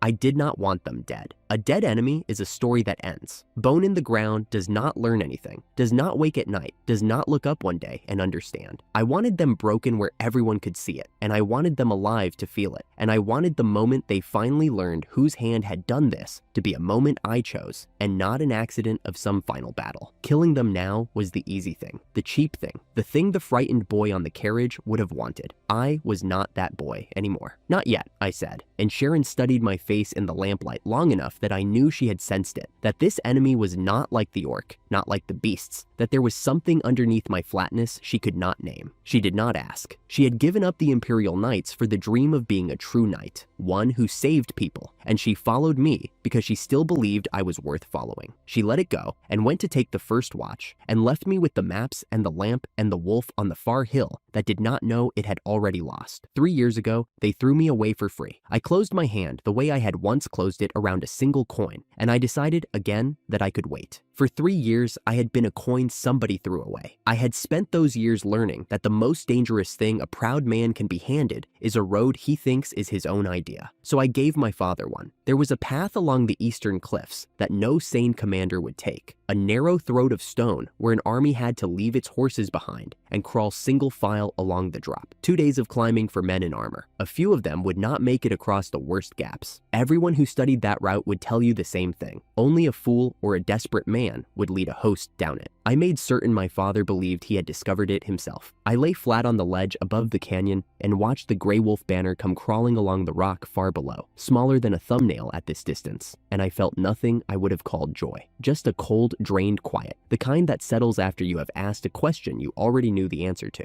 "They think the hard road is their secret," I said. A dry voice answered inside my skull, the way it always did now. Randall found the whole thing very funny and did not bother to hide it. He pointed out, telepathically, that there was something almost poetic about a genius blade marching 2 days uphill to stand exactly where a man with no sword wanted it to stand. "It's mine," I told him. "The road is mine. They just don't know it yet." I asked Matus the only question that mattered. Would they reach the clearing by midday? The answer came back flat and certain, the way it always came, with no how and no why attached to it, just the bare shape of what was true. Yes. I closed my eyes against the small splitting ache behind them and let the canyon fill with quiet again. By midday, the clearing below me was full of my family's army. It was a bowl of bare ground walled in by stone on every side, and it looked, to the men filing into it, like the safest place in the world. They had crawled the cliff road for 2 days, and no one had loosed an arrow at them. My brother had done everything a careful commander should. He had posted scouts along both cliff edges with orders to report anything that moved, and the scouts had reported nothing because I had given them nothing to see. Dustin's work was already inside the walls, sealed behind the rock, sleeping. My father stopped in the center of that bowl and let his men rest. I did not need the oracle to read him from from there. A lifetime of pride does not announce itself, it relaxes. Weapons came down, shoulders dropped. He was certain in that moment that no enemy alive could have guessed this route, and that certainty was the last thing I had built for him, brick by brick, over weeks. Behind me, Dustin pressed both palms flat to the warm stone and waited. He was not the timid man I had met at Greymoor anymore. The walls are ready. He didn't look up from the rock. Say when. Sharon crouched at the lip of the descent with the Ashford line coiled behind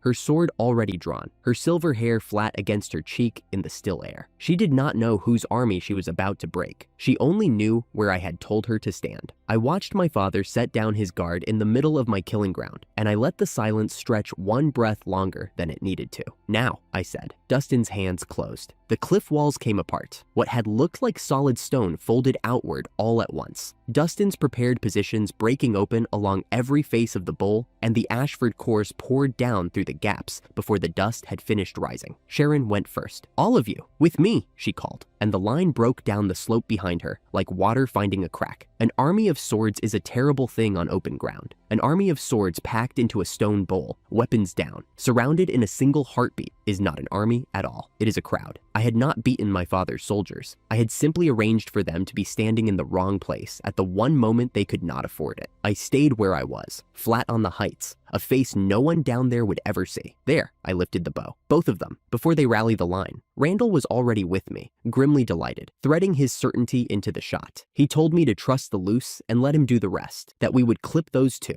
and let the others run. I drew on a man I had not stood near in 3 years, on the wolf crest at the center of the bowl, and on the golden figure beside him, whose blade had never lost a duel in its life. I loosed twice, a bow that cannot lift a sword, guided by a man who has no martial skill at all, and the arrows bent in the air the way no honest arrow does, and found the two places that ended the fight. My brother's sword arm, my father's leg, and then his arm, not their lives. I had been very specific about that with myself long before this morning. The 2 pillars of House Rockwood went down in the dust, and the host that had crawled a cliff for the privilege of standing here went down with them. After that, it was not a battle, it was an unmaking. A host that loses both its commanders in the same breath does not fight on, it tries to live. The Rockwood line came apart into 1,000 men all deciding at once that the day was lost, and they were right. Below me, surviving subordinates threw themselves around the 2 fallen leaders, hauled them up, and dragged them toward the one mouth of the canyon I had deliberately left open. I let them go. I could have closed that gap. Dustin could have sealed it with a thought, and I could have ended the oldest debt I carried in a single afternoon, here, where no one would ever have known my hand was in it. I had asked myself the question on the carriage out, weeks ago, and I had given myself the answer that morning on the ledge. Dead men feel nothing. Dead men are mourned, and then they are forgotten, and the forgetting is its own mercy. I did not want to grant my family mercy. I wanted them alive. My father was dragged off his own battlefield cursing an enemy he could not see. I heard the shape of it carried up on the wind, the disbelief, the blame flung at everyone but himself, the word impossible repeated like a man arguing with a wall. He had spent his whole life certain the world bent to the sword. He left that clearing the first day it didn't, and he still had no idea who had bent it. My brother ran, the sword saint, the blade that cut arrows from the air, ran like a boy from a dark room, certain now that some unseen mind was riding with the enemy, that man, whoever he imagined that man to be, was somewhere out there reading him. He could not name what he was fleeing. That was the point. He had ordered knights to murder me on a road 3 years ago and forgotten my face by the next morning. And now he would spend the rest of this war fleeing a ghost he could not even picture. Randall, quiet for once, said only that it was a strange way to come home, winning by refusing to finish it. Let them run, I said. They'll spend the rest of this war wondering who did it. I lowered the bow and watched the last of the wolf banner stagger out through the open mouth of the canyon. So will everyone else. The story left the field faster than the survivors did. By the time we came down off the cliffs, it was already running ahead of us, growing as it ran. House Rockwood, a name that had held its standing on the strength of its blades across 2 realms, had been shattered in a single morning by a nameless imperial strategist. They said he fought like a prophet. They said he had read the enemy's every step before it was taken. They did not say his name because not one man on that field had ever learned it. I sat in the command tent that night and listened to my own legend arrive without me in it. There's a particular kind of cold that comes from hearing 1,000 mouths describe the most important thing you have ever done and get the one detail that matters wrong. They had the ghost. They did not have the man. Sharon dropped onto the stool across the map table, still in her armor, and studied me the way she had taken to doing lately, like there was a word for what she was looking at and she hadn't found it. "You won," she said. "You don't look like a man who won." I didn't answer that. Some questions you let pass. Dustin filled the quiet instead, the way he always did, talking through what the walls had done, how the positions had held, pride creeping into a voice that used to apologize for existing. He had built a thing only he could build, and it had broken an army, and he knew it. I let him have it. He had earned every word, and underneath all of it, the truth I would not say to either of them, that the men we had broken today were my blood, and that I had held a knife at the throat of the whole long debt, and chosen, on purpose, not to cut it. Not yet. A wound that pays a single coin and saves the rest. Sharon watched me too long, found nothing she could put a name to,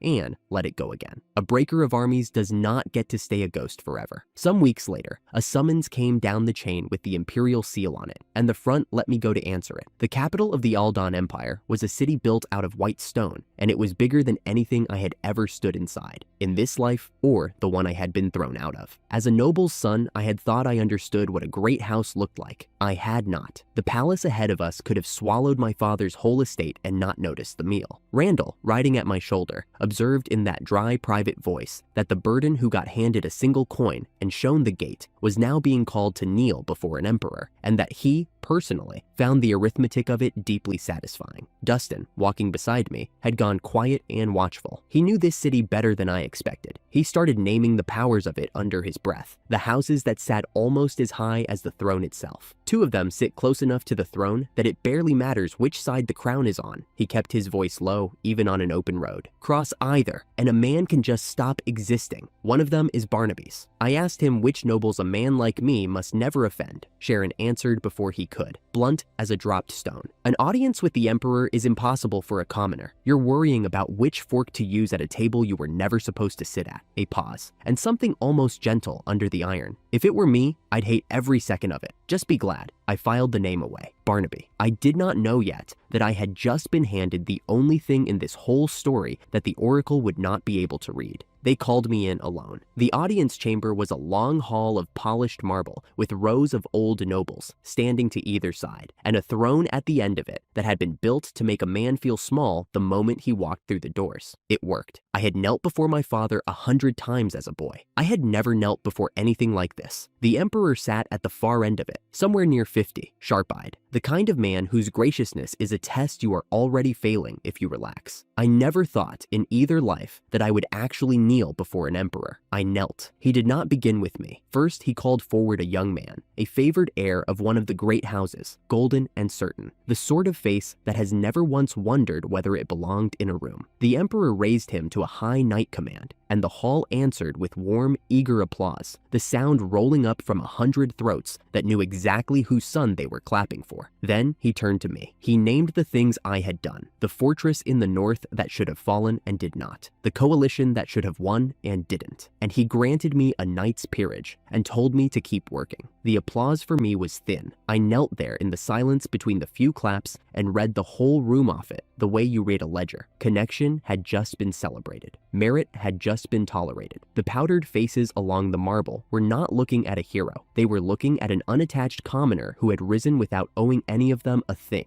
And that, I understood, was the one unforgivable crime in a place like this. An honor, Your Majesty, I said. I meant it, and I watched them not believe a man like me could. The emperor was not finished with me. He asked, before the whole court, whether I wished to transfer into the elite imperial knight order, to leave the northern border, and step up into the body that guarded the throne itself. It was an enormous thing to be offered. It was also, I realized in the same breath, a door someone in that room did not want me to walk through. Because before I could answer, a voice cut across the hall, a single cold phrase, asking the emperor for a moment. It was not loud. It did not need to be. It came from a white-haired nobleman standing among the eldest of them, a man near 50, with a face as blank and untroubled as a machine, and the whole chamber shifted toward him, the way iron filings shift toward a magnet you couldn't see until it moved. The applause, the throne, the favored heir, all of it had been the surface of the water. This was the thing underneath. I never learned, in that hall, exactly who he was. I only felt the temperature of the room change around him, and I heard the name that the resentful old houses kept murmuring to one another when they thought a commoner wasn't listening to anything but his own good fortune. Barnaby. I had spent 3 years climbing out of a single throne coin, and I had told myself the whole way up that I wanted to build something so large the family that discarded me would have to look up at it. I was learning in that cold marble hall the price of the climb. The higher you go, the larger the things that start hunting you. I had broken every enemy a sword could put in front of me. I had just walked into a room full of the ones a sword can't touch. I came out of that hall a knight of the empire and a target of it in the same hour. And the first friendly face I saw was one I hadn't seen since the early days. Eve was waiting in the colonnade, in the polished silver of an imperial order, her golden hair tied back the way it always was, watching me come through the great doors with the particular look of someone who called a thing years ago and has been waiting to be proven right. I knew you'd end up somewhere like this. She fell into step beside me without asking permission, the way old allies do. Took you long enough, it was a small thing. It steadied me more than the peerage had. The found family that had come up the long road with me. Dustin's hands, Sharon's blade, Randall's dry voice, and now Eve's foothold in the one city that mattered. That was the part of all this I would not trade. The blood family I had broken on a cliff. This one I had chosen, and it had chosen me back. I looked out over the white stone capitol from the colonnade and let myself feel, for one breath, how far the coin had carried me. Then I thought about a blank machine face, and a name the old houses murmured like a warning, and the breath went cold in my chest. My father did not know my name yet. The Empire did not know my name yet. But somewhere in this white city, a man I had not met had just looked up from his board, marked the upstart who had ended his profitable little war, and started to move. I had spent 3 years being the one who saw the enemy first. For the first time, I had the feeling I was the one being read. The summons came 3 days after the Emperor laid a knight's peerage on my shoulders. And it did not come from the Emperor. It came folded inside an envelope so fine I could feel the weight of the man before I broke the seal. The hand was gentle, the words were warm, and reading them was like running my palm along the flat of a knife. A great house wished to welcome the Empire's new hero to a quiet lunch. That was all. That was everything. In the capital, they called Duke Barnaby the conscience of the Empire. Eve had told me the other name in a lower voice, in the colonnade, watching the arches as if they might lean in to listen. The lord of everything that happened in the dark. 2 truths in one old man, and I had been invited to lunch by both of them. The drive went on longer than some towns I had walked through. White stone, clipped hedges, fountains that ran with nothing to celebrate. By the door, an old butler waited with his hands folded, formal as a closed ledger, and he asked with great courtesy that I leave any weapon at the threshold. I almost laughed. I had no weapon. I had never carried one in my life. Then this will be simple, I said, and let him lead me in. I asked Metis a small thing as the doors swung shut behind me. Was the Duke's strongest enforcer, the old top-rank killer he kept at his side, inside these walls today? The answer came flat and instant and certain, the way it always came. No, the man was away. I filed it the way I file everything, and I followed the butler down a hall hung with the portraits of people who had stopped existing. He rose to meet me, like a grandfather greeting a child he was fond of. Around 50, lean and elegant, with dark hair combed back and gone silver at the edges. His eyes were a pale gray that did not change no matter what the rest of his face did, and his face did a great deal. It smiled, it softened, it crinkled with warmth, and behind all of it, the gray stayed flat and still as standing water. He poured the coffee himself. He praised the hero who had ended a war the Empire had been bleeding into for years. I deflected it the way you deflect a blade you cannot block. It was luck, I told him. It was better people standing beside me than a man like me deserved. He liked that answer. He liked it too much, the way a buyer likes a price that is lower than the thing is worth. Then he called my new standing a gift. That was the word that told me everything. A gift is a thing one person chooses to hand to another, and for there to be room in the court for a no-name commoner with a knight's peerage, men above me had to be moved out of the way. I set the cup down. So, the standing is a gift, I said, which means you decided who had to die to make this space. The warmth did not crack. It deepened. He told me, kindly, that we were past pretending, that we both already knew who truly held the threads of the Empire when the throne room emptied. He was not confessing. He was measuring, turning me in the light to see how much I had already guessed, the the way a man weighs a coin he is thinking of spending. I let him see all of it. I met the gray square on and let nothing in my face soften. You mean the man who runs everything under the empire in the dark. I know exactly what you are, and no, I won't be your tool. For a moment, the gray came all the way to the surface, and the grandfather was gone, and what was left looked at me with the patience of someone who had buried cleverer men than me in that hall of portraits. He did not raise his voice. He never would. He let the silence do the work, the silence that said a duke could strip a commoner's rank with a sentence, and his life with a little more. I did not wait for the sentence. I stood, thanked him for the coffee, as if it were the only honest thing between us, and walked toward the door while his guards were still reading his face for an order that, this once, had not yet been decided. I got out clean. I knew I would. I had asked the only question that mattered before I ever stepped inside, and the answer had been no.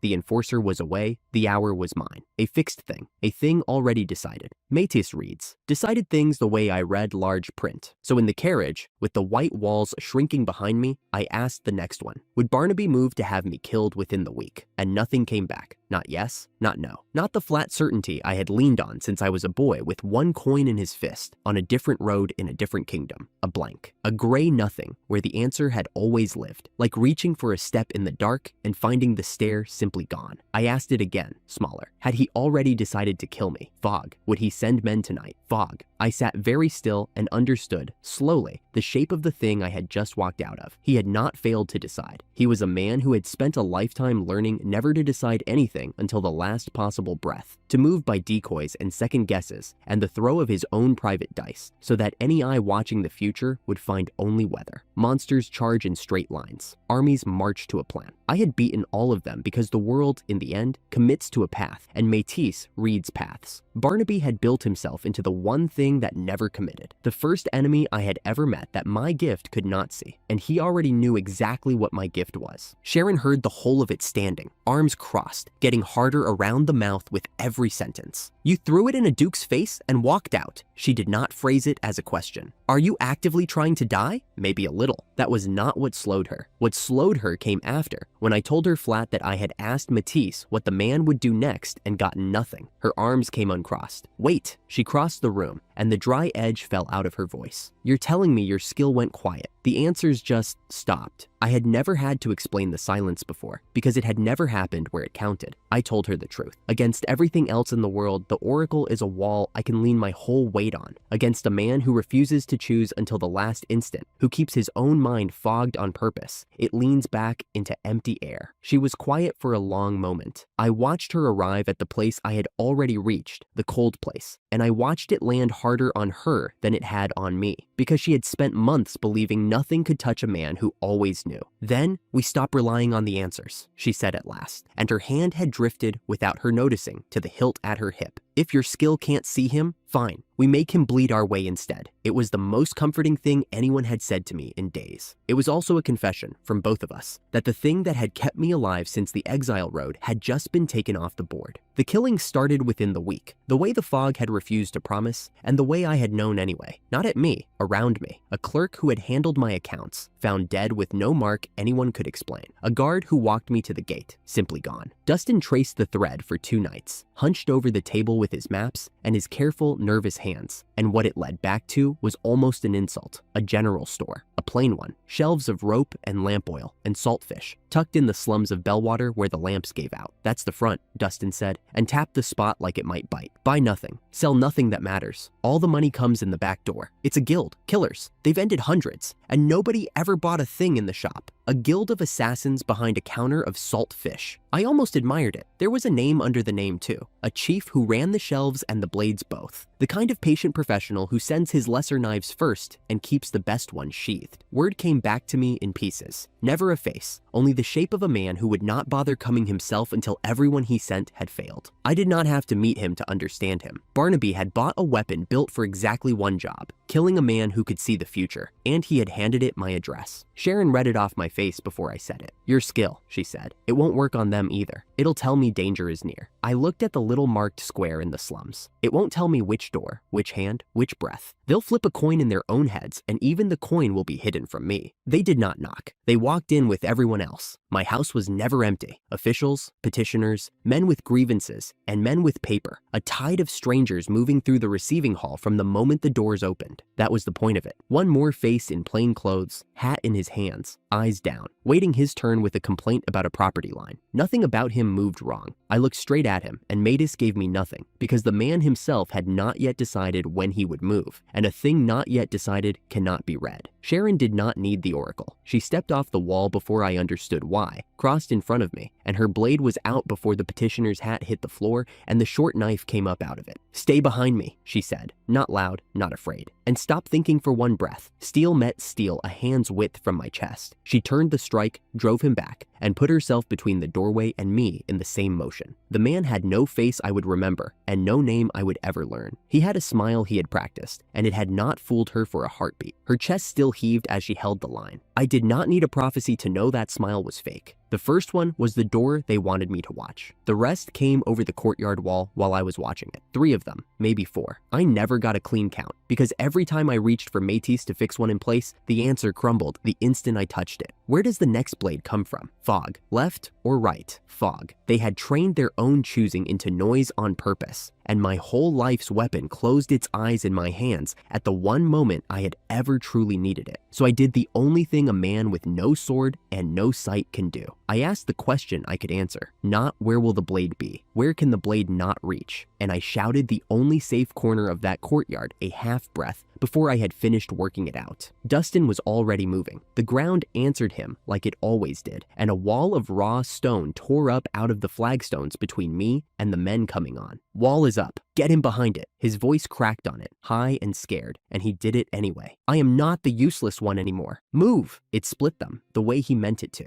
It bought breaths. It did not buy enough. One came around the end of the new wall while I was blind to him, and I felt the air of the strike before I knew it was there. And then Sharon was in the line of it instead of me, and she took the cut meant for my throat across her arm and did not make a sound. Dustin took one too, dragging me out of a path I had not seen closing, both of them bleeding, neither of them stopping. I overreached then. I asked Matus too much, too fast, hunting one clean answer in all that fog, and my body paid it the way it always pays. The hot copper rush at the back of my throat, the room tilting, blood at my nose, and the world going thin at the edges. I had no power left and no blade to fall back on, and the only reason the next strike never landed was that Sharon was standing in front of me with red running down her sleeve, refusing to fall. "We bleed for him," she said to the man on the other side of her sword, almost gently. "That is the difference between you and us." What was left of the wave broke against the two of them and pulled back over the wall the way it had come, choosing, even in retreat, by a coin I would never get to see. I sat down on the broken flagstones because my legs were done arguing about it. Dustin was binding Sharon's arm with a strip torn off his own robe, both of them gray-faced, neither of them looking at the wound. The general store would open tomorrow and sell salt fish to no one, and the chief behind its counter would hear that his lesser knives had failed and simply file it, patient, certain. He had spent the cheap men first. There would be a deadlier one when these ran out. I knew that the way I used to know everything. For years, the Oracle had made me untouchable. Monsters, armies, my own blood on a cliffside. Every one of them had committed to a path, and I had read the path and won. I had started to believe the answer would always be there. Today, the answer had gone quiet at the exact moment a knife came for my throat, and the only thing between me and the dark had been 2 people bleeding on purpose. I looked at the 2 of them, and I understood the rule that would have to carry the rest of this. "I stopped guessing," I said. My voice came out thin and certain at once. "I can't outsee a man who won't decide. So I stopped trying to read his choices, and I build a room where every door he opens is the wrong one. People, walls, traps that don't care which way the coin lands." Sharon almost smiled through the gray. Dustin tied off the bandage and said, quiet, that I had taught him where to stand, and that he intended to keep standing there. I had walked out of a duke's house alive and called it a victory. Sitting in my own broken courtyard with my friend's blood on the stones, I finally understood what I had actually walked out into.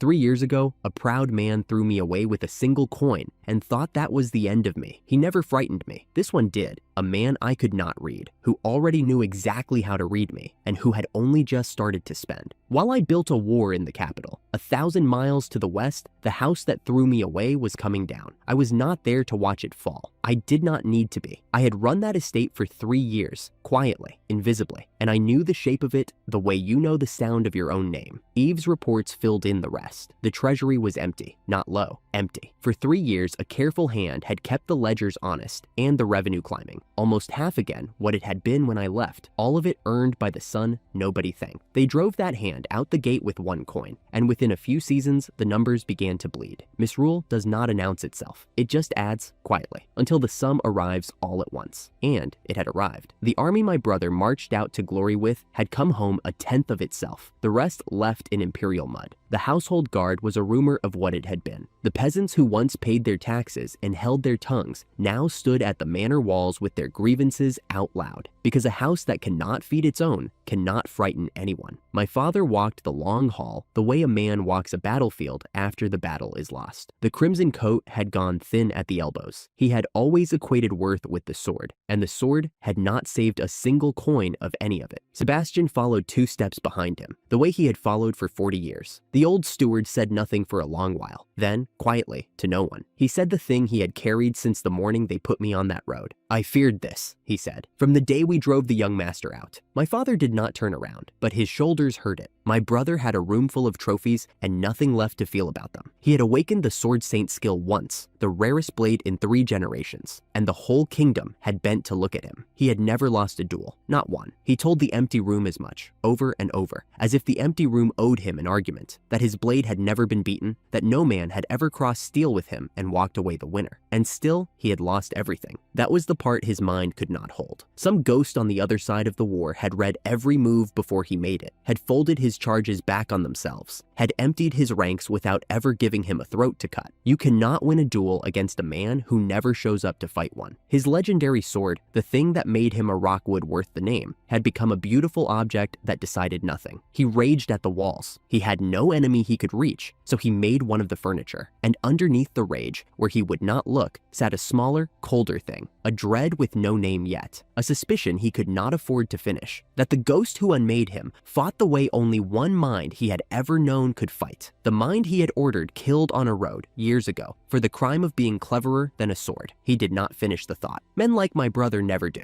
until it is far too late to matter. It came to a head in the study, the room where the decision to exile me had been made in the time it takes to flip a coin. My father had run out of moves, creditors at the door, rival houses sharpening their offers, and worst of all, a faction from across the border, patient, well-funded, moving on the carcass of the house with the calm of men who already owned it. He did not know whose purse those men answered to. I did. They answered to the same duke who was, at that very hour, trying to have me killed. He had no army to drive them off and no gold to buy them off. He had, in the end, only one thing left to reach for, and it was the thing his pride had spent years refusing to name. He said it the way a man pulls a splinter, all at once, because slow would be worse. He had called my skill a scam. He had thrown his most capable son out the gate for the price of a loaf of bread. And look, he said, look at what the house had become in the empty place where that son used to stand. Find the boy. Whatever it costs, whatever road it takes, bring him home. If anyone alive could pull the Rockwoods out of the grave they had dug, it was the one he should never have buried. My brother, hollow in the corner, did not fight it. He told them to bring the coward back if they had to.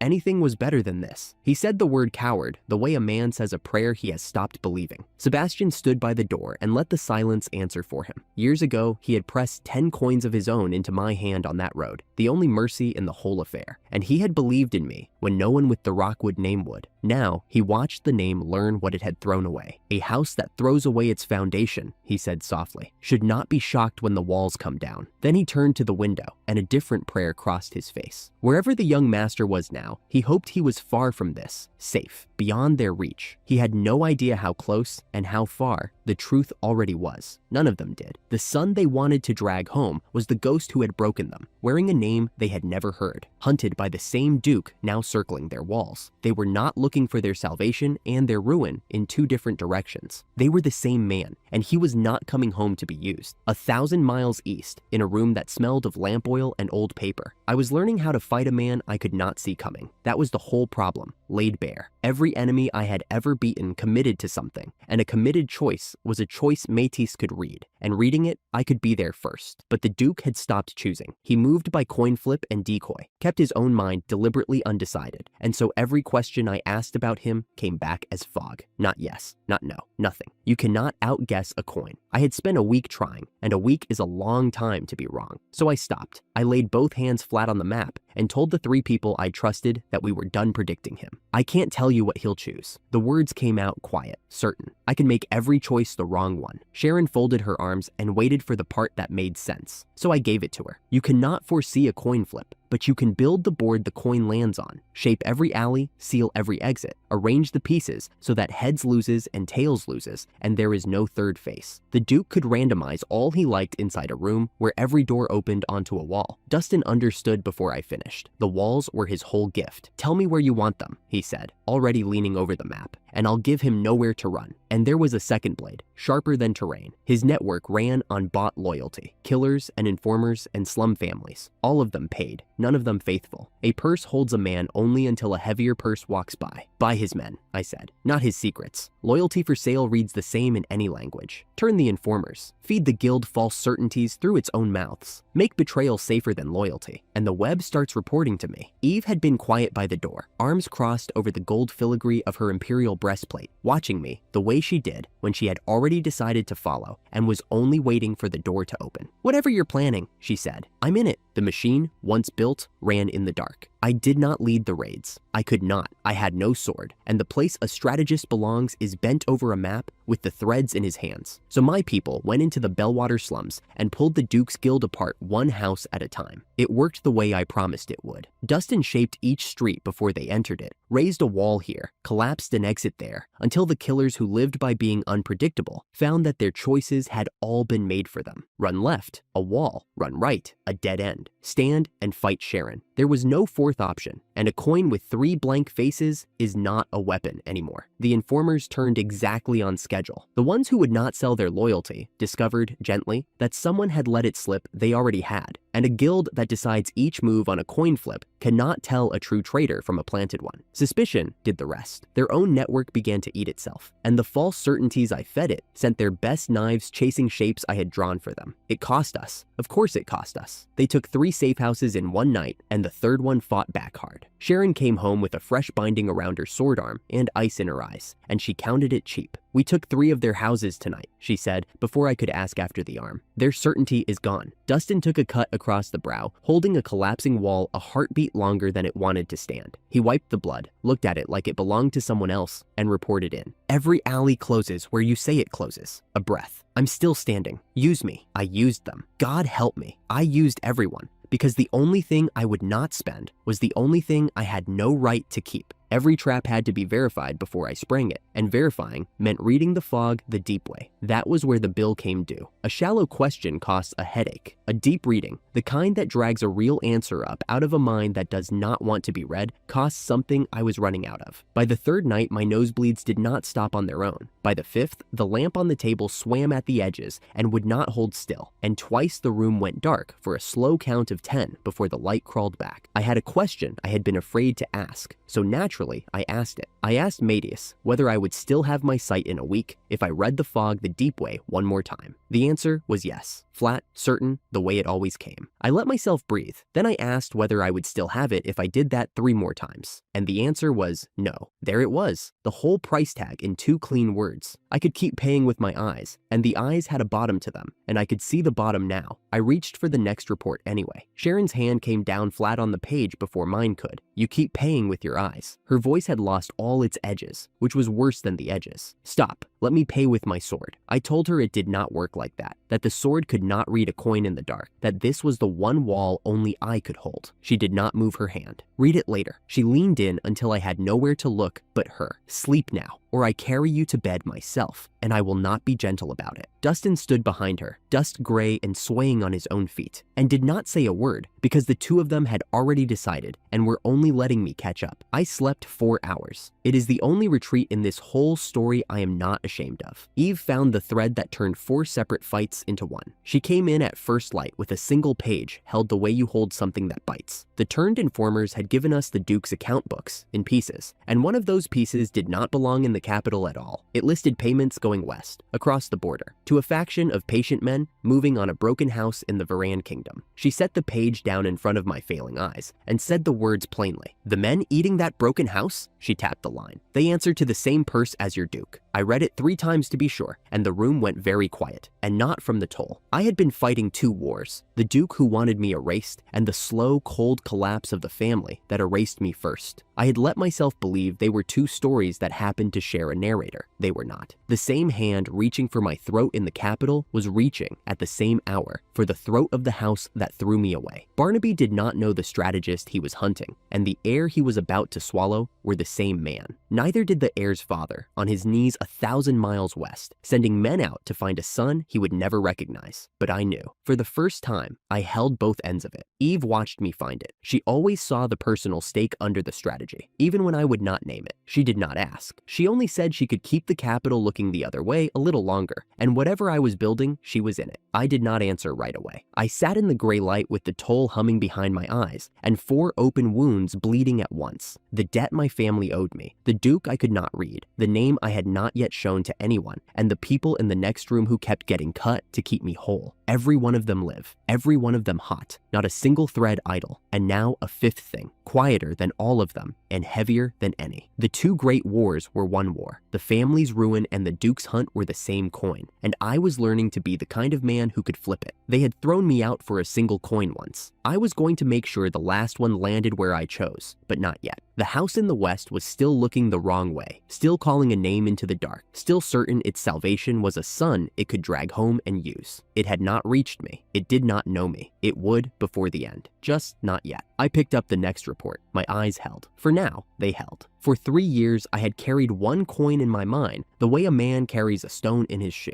They gave it to me at the gate and called it preparation money. They told me it was generous. I had done the arithmetic on the carriage out, and the arithmetic had never once stopped running since. A coin like that bought a week of bread if you were careful. It did not buy a man back his name. That morning, the coin came due, and it came on paper. Eve set the petition on the map table without a word, which was how I knew it mattered. She was good at reading my face, better than most, and she had learned to spare me the announcement when the announcement would land like a blow. The seal was a wolf, gray wax, pressed crooked, the way a thing is pressed by a hand that is no longer sure of itself. I did not need to break it. I had known the shape of this for a week, since the night the account books proved that the men devouring my father's lands and the men hunting me answered to the same purse. 2 wars, 1 coin. I had been waiting to see which way it would land. They crossed the border 4 days ago, Eve said. She kept her voice level, the way you keep your voice level near something that might go off. House Rockwood, what's left of it. The Duke's faction took the last of their grain stores, and there's nowhere left in the kingdom that will shelter a house with creditors at the gate and a banner everyone's already counted as dead. So they had run, across the border, into the empire, to the one power large enough to stand between a dying house and Duke Barnaby, the famous strategist, the ghost who broke armies, the man whose name the whole capital spoke, and whose face almost no one had seen. They had come to beg the only stranger powerful enough to save them. They did not know they had walked the length of a kingdom to kneel to their own son. My father signed this, I said. I turned the page so the wolf caught the gray light. In his own hand, he's asking me to hear his petition. Eve watched me the way you watch a frozen river in spring, listening for the crack. Whatever she saw in my face, it was not what she had braced for. And what do I tell the gate? I thought about the boy on the carriage with the stone in his shoe.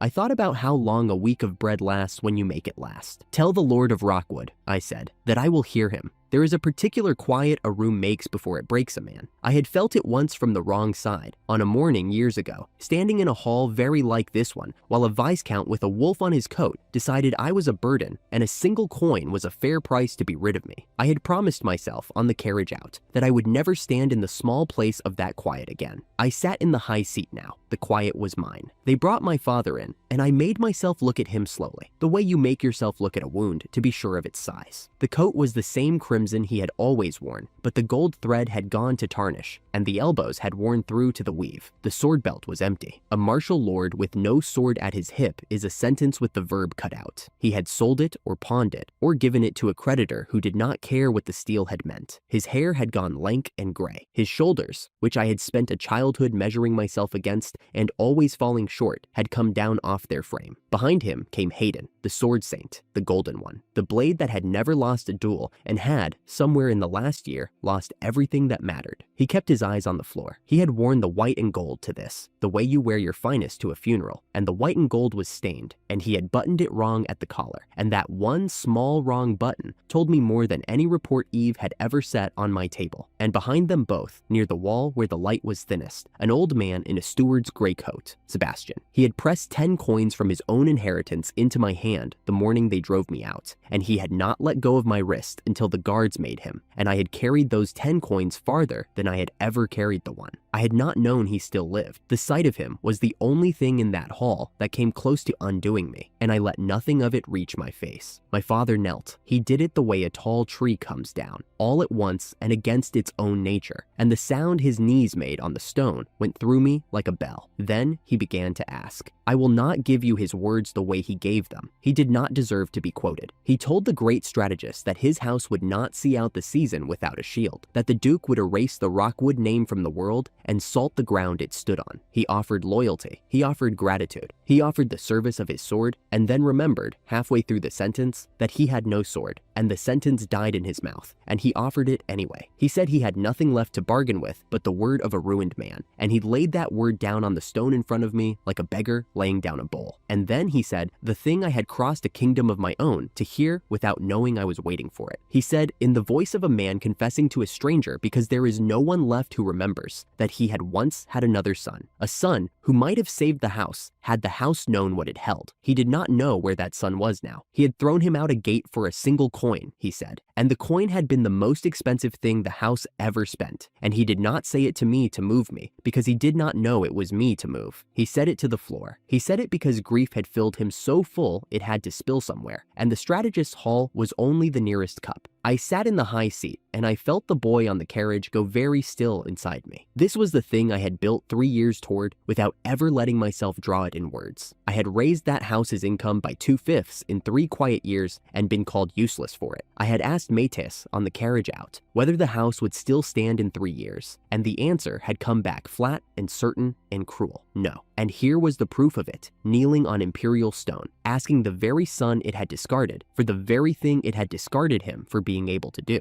I could have spoken one word and made him understand. I could have stood and let him see, and watched the recognition take him apart, and I think some part of the hall expected me to, because Sharon, at the foot of the dais, had gone white and still as a drawn blade. She knew them. I had seen the instant she placed the faces, the moment her hand drifted toward her sword without her telling it to, the moment her jaw set so hard I heard it. She knew these were the ones, the coin, the road, the knights who had been ordered to leave me dead in a ditch and call it bandits. She stood there holding a fury that belonged to me, holding it because I had not given her leave to set it down, and the holding cost her more than any wound she had taken in the slums. Hayden spoke then. The sword saint added his voice to his father's, and it cost him visibly, every word dragged up from somewhere it had been buried. He offered the strategist his blade. He said he had no pride left, only the house, and he would hold any wall, pay any price, kneel as low as the stone went, if it bought his family a future. He did not lift his eyes high enough to find my face, but something moved behind his own,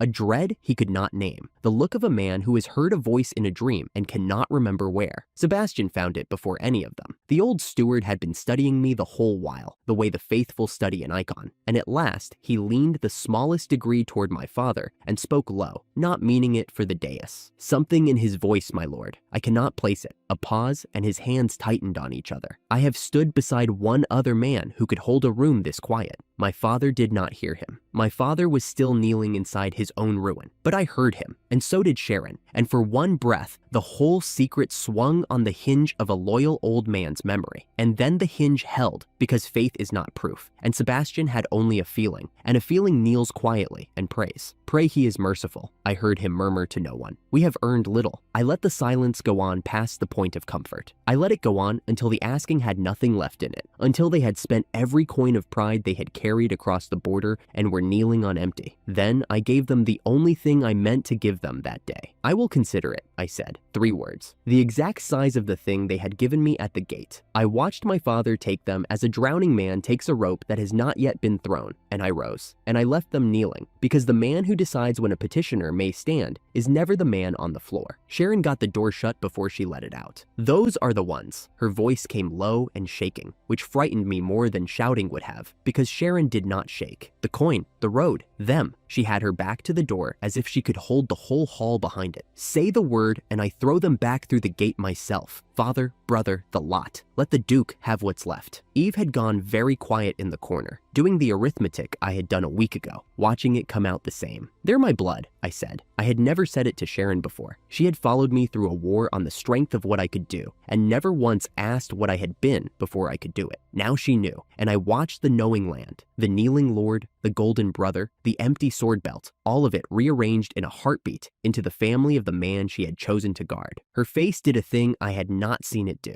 It broke a little on my behalf. Then it's worse, she said. You sat up there and let your own father grovel, and you never moved a muscle. She searched me. I don't know if that was the strongest thing I've ever watched a man do, or the coldest. It was neither, I said. It was useful. That stopped her. I told them the rest then, because they were going to carry it, and a piece carried blind is a piece carried badly. The family was not a wound I had chosen to reopen. The family was bait. A ruined, visible, desperate house with the strategist's name suddenly half thrown over it was a prize Duke Barnaby's killers could not leave alone. A soft target, a loose end, an insult sitting in the open. The Duke had spent the whole campaign refusing to be predicted. Fine. I had stopped trying to predict him weeks ago. You do not predict a man who decides his moves on the flip of a coin. You build the board the coin lands on, so that heads loses and tails loses, and then you give him something he cannot resist reaching for, and you let him reach. They came to me for a shield, I said. I'm going to give them just enough of one to make them irresistible. Barnaby comes for the bait. We close on him in a place of our choosing. I looked at the shut door, and beyond it, the hall where they were still kneeling. The house that threw me away is going to be the thing that finally puts the Duke in the ground. They'll never know they did it. Eve let out a slow breath. And they keep kneeling the whole time. They keep kneeling, I said, until I decide otherwise. We built the killing ground 3 streets from where I had lodged the family, close enough to tempt, far enough to control. Dustin walked it with me end to end, and where he walked, the ground learned its lines. This was the timid boy I had pulled out of a fortress that ate 1 man in 10, the one who had spent his whole life being told earth magic was labor and not power. He did not believe that anymore. He pressed his palm flat to a wall, and the wall grew a lip of stone a man's stride would not clear in armor. He stamped once, and a flagstone sat a finger lower than its neighbors, and you would not see it until your foot found the wrong place in the dark. When they step in, he said, not looking up, his hands already shaping the next yard of street. The ground steps with us. Every way out of here is a way I close on your word. He sealed a side alley to a false dead end as he said it, smooth as drawing a curtain. Tell me where you want them funneled and they'll go nowhere else. 1 corridor, I said. I want their randomness spent before they reach it. Decoys at both mouths, light where I choose, dark where I don't. Eve was already pacing the sightlines, marking where a watcher could stand and not be seen, where a signal could pass without a lamp. The corridor's clean, she said over her shoulder. No Imperial eyes on it but ours. I've kept the Capitol looking 3 streets the other way, and it'll keep looking there until this is done. She stopped at the far mouth and turned. Whatever falls in here falls quietly. That part I can promise you. A randomizing killer is only unreadable while he has choices. Take the choices away, wall by wall, alley by alley, until the only path left is the one you dug. And the coin does not matter anymore, because every face of it lands in the same grave. Dustin was building me a place where chance went to die. I watched him work and felt the old, plain satisfaction of a piece doing exactly what it was made for. He caught me watching and ducked his head, pleased and trying not to be. You're sure about your part of it, he said. It was not quite a question. I'm sure about yours, I said. Yours is the easy half. The master stroke I kept for last, and I built it out of the man who had once paid knights to kill me on a road. Hayden wanted to be useful. That was the lever. A sword saint with no war to win, and no duel that mattered is a blade screaming in its sheath. And he had knelt in my hall offering to hold any wall I named. So I named one. I had it put to him, through a captain, through rank, never my own mouth too close to his ear, that the strategist would value a sword of his quality on the lodging house wall through the coming nights. That the protection his family sought began with the family proving its worth. That a man who guarded the strategist's interests well might find the strategist generous. He took the post like a starving man takes bread.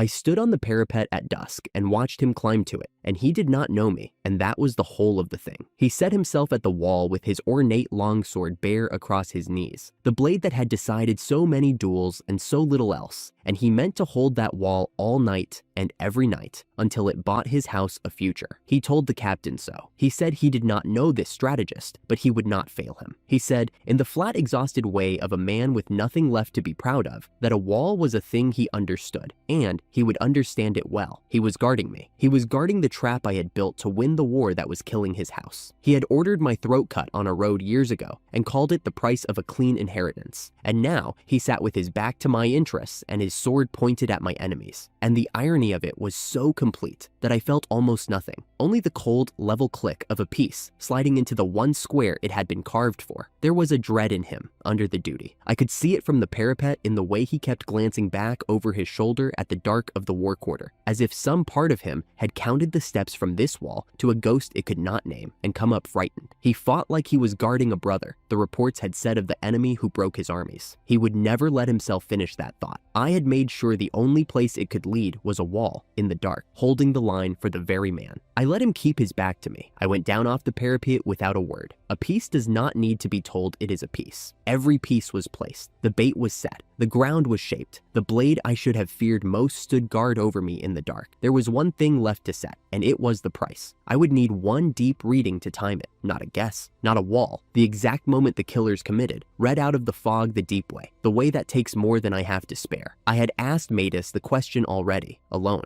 The way you ask a thing you do not want answered. If I read deep one more time, would my sight come back inside a week? The certainty arrived flat and final and without mercy, the way it always did. No. I told the team because they had earned the truth, and because a plan carried on a lie rots from the inside. Dustin heard it and his hands stopped moving, which for Dustin was a kind of scream. Tell me there's another way, he said. Tell me you're sure about the eyes. Tell me there's no other way to time it. He already knew the answers. He asked anyway, because asking was the only protest left to him. There's no other way to time it, I said. And I'm sure. Sharon did not argue the price. She had stopped trying to argue me out of paying weeks ago. She drew herself up instead, the silver of her hair catching the lamp, and she made me a different kind of promise. I have the lines drawn. When your sight goes, she said, mine is yours. You won't be in there alone and blind. You'll be in there blind with me. Her jaw set. You put your own brother on that wall. You frighten me a little. A breath. We finish this without burying you. That's the only plan I'll accept. I had spent 3 years making myself into a man no one could throw away. I had built a fortune out of a coin, an army's salvation out of a yes or no, and now a duke's grave out of the family that had dug mine. And the last thing I had left to spend on it was the sight in my own eyes. And I was going to spend it, because a man who has been made invisible learns early that there is no price he will not pay to be undeniable. Somewhere across the city, my father knelt in a borrowed room, waiting for a stranger to decide whether his name lived or died, never guessing that the stranger was the answer he had thrown away a kingdom ago. Somewhere on a wall, his golden son held a line for the brother he had tried to kill, and the coin that bought my exile had finally, after 3 years, come down to its last flip. And I was the one holding it, and it was going to land exactly where I chose. Set the pieces, I said. If timing it cost my eyes, it cost my eyes. The lamp guttered. Outside the black windows, the trap sat waiting, baited with my own blood. And the only thing left between me and the end of all of it was one breath, one strike, and one reading. I would not walk away from whole. I have waited longer than this for less. The Duke sent everything that night. I felt it before I could prove it. The street going too quiet, the way a room goes quiet when someone has stopped breathing on purpose. Métis had already given me the shape of it, not the faces. Never the faces. A coin flip killer is fog to the oracle, and the Duke had built a whole guild out of fog. But fog still has to walk down a street. Fog still has to choose a door. And I had spent 3 weeks making sure every door on this street was mine. I stood at the mouth of the lane with Sharon at my shoulder and Dustin a pace behind, his hand flat against the stone like a man listening to a heartbeat through a wall. The lodging house at our backs held my father, my brother, and the broken thing my house had become. They thought they were guarded. They had no idea they were bait. How many? Sharon said. Not really a question. More than he can spare, which means he wants me more than he wants the rest of the empire. One more reading. That was the price, and I had already agreed to pay it, days ago, in a quiet room with the lamp low. Ask whether my sight comes back inside a week, and Métis gives the same flat answer every time. No. I asked it anyway. Then I asked the question that timed the strike, the deep one, the kind that sends the mind all the way down and makes it stay there. The answer came back, and the street went white, and then gray, and then it went out. It did not hurt the way I had braced for. It was gentler than that, and worse. The lamp smeared. The edges of Sharon's face ran together like wet ink. Warmth spread down both cheeks, slow and private, and the world folded shut to a dull red and a ringing dark. I did not fall. I had decided days ago that I would not fall. Adrian, her hand clamped on my arm. She had seen my eyes. Your sight. Gone. On schedule. She went very still. I could not see it, but I knew the shape of that stillness. I had felt the same one across the map table when she swore she would be my eyes and called me a man who frightened her a little. Then we do it your way. Her voice flattened into something lethal. I am the seeing part of you tonight. Don't argue with me about it. I never would. To my right, Dustin's breath hitched. He started to say something about another way, the same plea he had made over the map, and I cut it off. Not unkindly, just final. Dustin, the ground, a pause. Then his palm pressed the stone, and the street answered him, a low, grinding shudder running out under our boots like a thing waking up. It's ours, he got out. His voice shook and held all at once. Tell me when. I could not see the killers coming. I did not need to.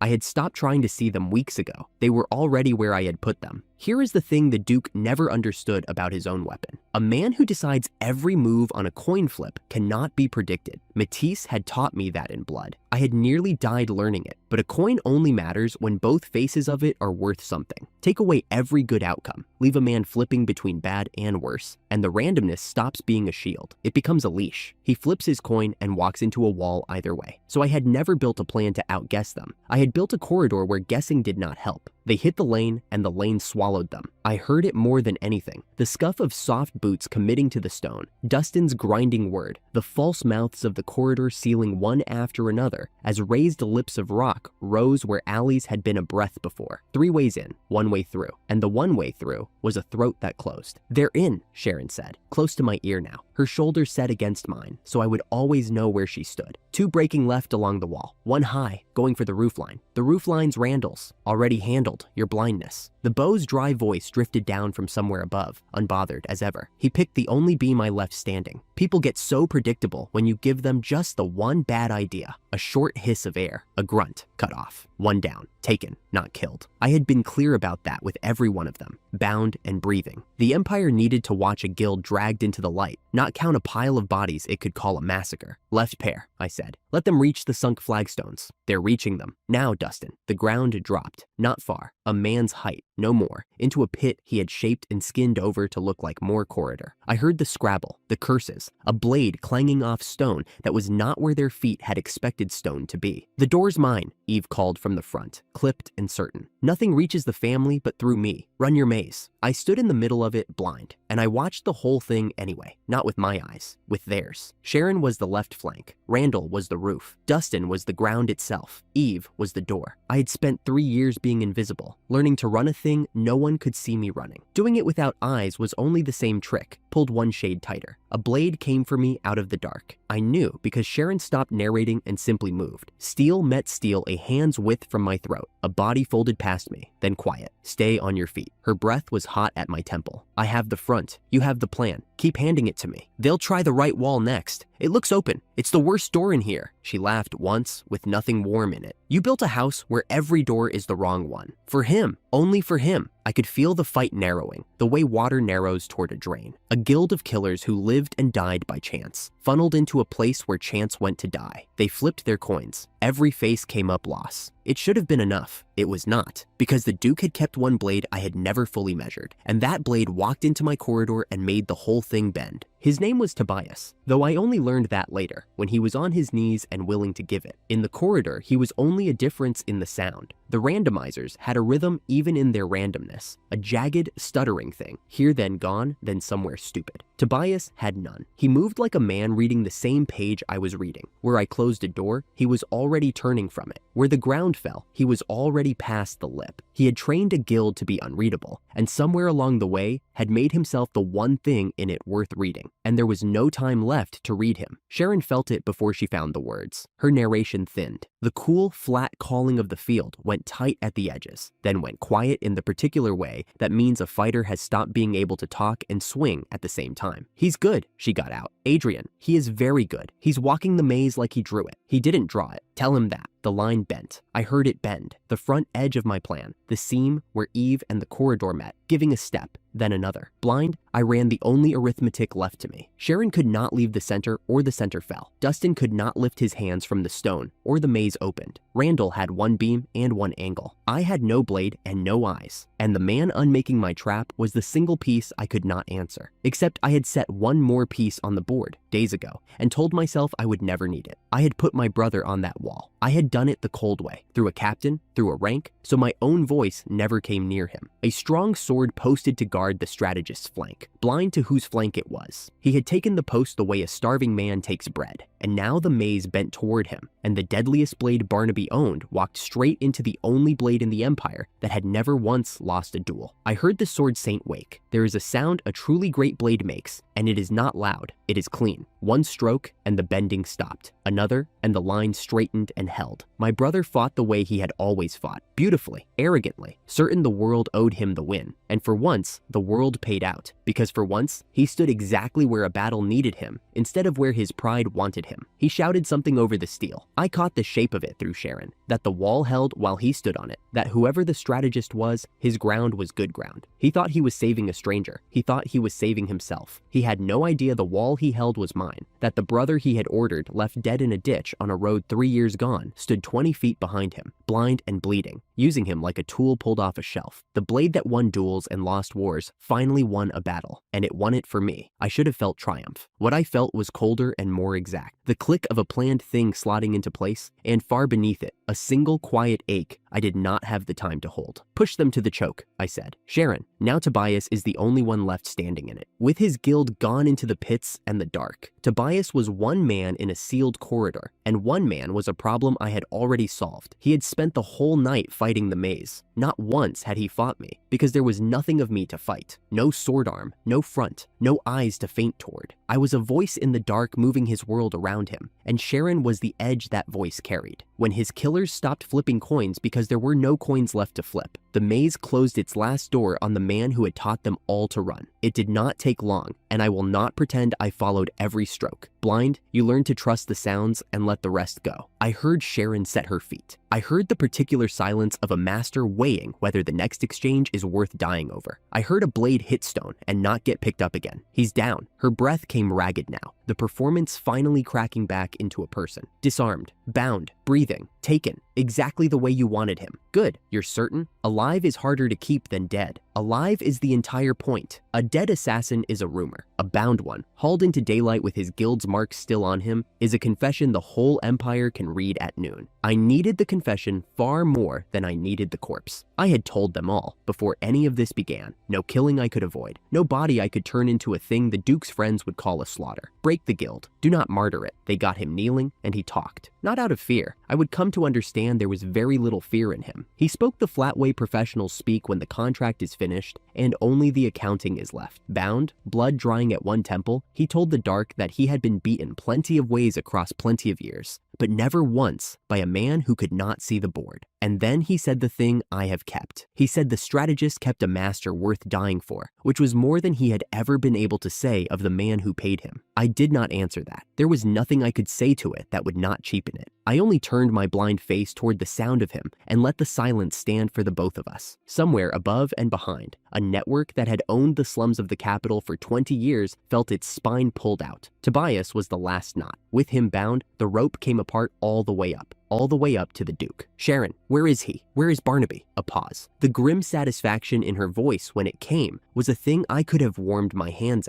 at the gate, watching it all fall down. He came to see you die, and he isn't leaving. I had never once beaten Duke Barnaby. I want to be honest about that, even now. Not in all the months he hunted me had I ever read his mind clean. He was the single wall the Oracle could not see through. A man who had spent a lifetime making himself unreadable, who shielded his thoughts the way other men shield their throats, who turned my greatest weapon to fog every time I aimed it at him. If the night had been a duel of foresight, he would have won it. He knew that. He had built the whole war on it. So I did not fight him with foresight. I fought him with a street. They walked me out to the gate square, Sharon's hand at my elbow, my eyes full of dark and my face still wet. I could not see the Duke. I have wondered since whether that was a mercy or a theft, to break a man and never once watch his face do it. But I did not need to see him. I could hear the square, and the square told me everything. It told me his men were not coming, because they were in the pits behind me. It told me his blade was not coming, because Tobias knelt in my corridor, handing the Empire its confession. It told me the lamps were up, every shuttered window opening, every imperial eye Eve had kept 3 streets back, now let in close, because the time for quiet was finished, and the time to be seen had come. The Shadow Duke, standing in the light, nothing in his hands. He spoke to me. I will not give you his words the way he gave them, because his words were the last weapon he had, and I will not let him swing them here. He began the way men like him always begin, smooth, reasonable, a door held open. There was still an arrangement to be made, he suggested. A man of my talents, a man of his reach. The Empire was large. Surely there was room in the shadows for 2. He offered me the leash, one more time. The same leash he had held out the first time we ever stood in a room together, when I told him to his face that I would not kneel. I let him finish. Then I told him no, and I told him why, and I made certain the open square heard all of it. You built your whole life on never being seen, I said. So I made the whole Empire look at you. That's the trick. That's the entire trick. You were never going to lose a game of shadows to me, so I dragged you out where there are no shadows. And now there is nothing left of you to hide behind. The silk went out of his voice then. I heard it go. Whatever had lived under the silk all those years, the fury, the contempt, the flat disbelief that a discarded nobody with a yes or no parlor trick had walked him into the open by his own choices. It all came up at once, and it had nowhere left to go. He had spent 20 years being a rumor. A rumor cannot survive being looked at, and I had made certain every face in the capital was looking. He came at me. Of course he did. A man with nothing left reaches for the one thing still in front of him, and the one thing in front of him was a blind boy he thought he could close his hands around. He never reached me. Sharon was already there. She had been there the whole time, the seeing part of me, the edge I carried instead of a sword. One motion. The Duke went down onto the stones of the square he had ruled from the dark for half my life. Disarmed, held, finished, not dead. I had been very clear that he would not be dead. This was the part men would argue over for years, and I knew it, even kneeling there. I could have ended him, blind, bleeding, with the whole Empire watching and every right in the world. I could have closed my hand and had it done, and no one would have faulted me for it. I did not. I lowered myself slowly, because blind men kneel slowly, until I judged my face was level with his, and I told him the last true thing I had, that death was an exit, that he had spent his whole life selling exits to other people, and I was not going to sell him one. He would live. He would live stripped and seen and owned by the light, in a world that now knew his name and his face, and exactly how small he had always been. The shadow does not die. The shadow gets the lamp turned on it and kept on it forever. Then I stood and turned my back on him and let the square take him away. They had watched the whole of it from the lodging house steps. I had not planned for them to see it, or that is not quite true. I had planned for them to be alive to see it, which is a different thing, and I had not let myself look too closely at the difference. The family that threw me out with one coin stood at the edge of my killing ground and watched a strategist they could not name take apart the Duke, who would have finished what their own ruin had started. My father was there. I could not see him. I did not have to. I know the sound of my father's silence the way you know a room from childhood in the dark. Days ago, he had knelt to me already, blind to my face, begging for the shield I was even then sharpening. Now, he had watched the shield used. Sharon told me, lo, what his face was doing, and I will not set it down here, because some things are mine and not the audience's. It was enough to know that the man who had measured all worth by the sword had just watched a man with no sword at all do what no blade in his house could have done. My brother stood near him, the sword saint loose in his hand, still breathing hard from the wall he had held without ever once knowing whose wall it was. He looked at me. Sharon said he could not stop looking at me. Something worked behind his face that he could not name. A pull, a wrongness, a question shaped like a memory he had ordered buried on a road 3 years before. He had fought all night for a stranger. Now he stared at the stranger and felt the ground tilt under a certainty he had built his entire life upon, and he did not understand why.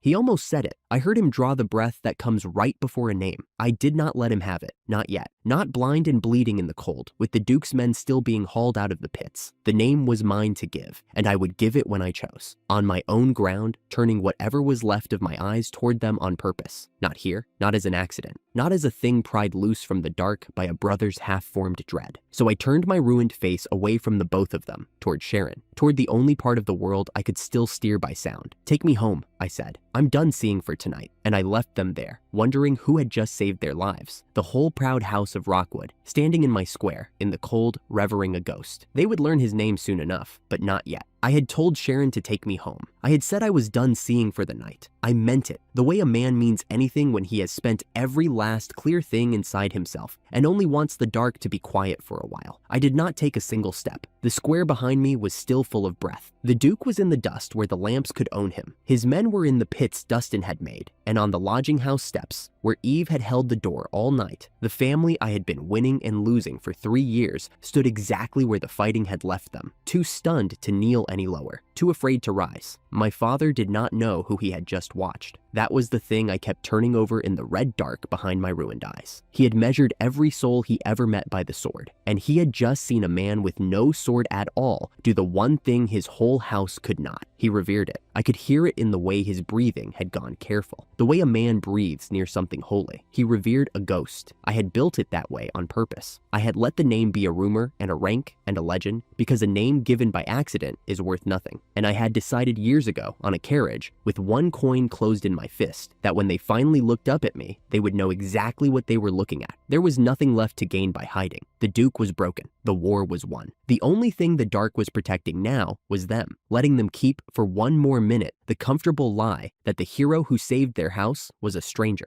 I was not going to let them keep it, so I turned around, slowly, because turning was all I had the strength left to do well. I lifted what was left of my eyes toward the two of them, my father, my brother, and I let them see my face. For a long moment, nobody in that square made a sound. Then, my brother said a name into the cold, not loudly, almost like a man testing whether a word will hold his weight before he stands on it. He said it was me. He said the ghost had been me, all along. I did not answer him. I only let him keep looking, because the looking was the answer. My father made a sound then that I had never heard him make in my life. A small, broken, disbelieving thing. My name half finished inside it. The word it cannot be folded around it like he could argue the truth back into the dark if he just refused it hard enough. The strategist, his son. He could not hold both of those in one breath, and watching him try to was the closest I have ever come to feeling the years all at once. I had imagined this moment 10,000 ways on 10,000 colder nights. I had imagined screaming it. I had imagined laughing. I had imagined saying nothing at all and simply walking away to let the not knowing rot in them. What I actually felt, standing there blind and swaying and finally seen, was none of those. It was quieter than any of them. It was the strange flat stillness of a wound that has been held open and aching for 3 years, suddenly being allowed, at last, to close. I could not see their faces. That is the part the stories would never get right. I had spent the last clear sight in my body, breaking the Duke, and so the single moment I had planned my whole exile around, the moment I had wanted to watch more than anything in the world, came to me only as sound and shape in a red dark. The careful breathing, the half-finished word, the shuffle of my father's boots in the dust as the ground of his certainty went out from under him.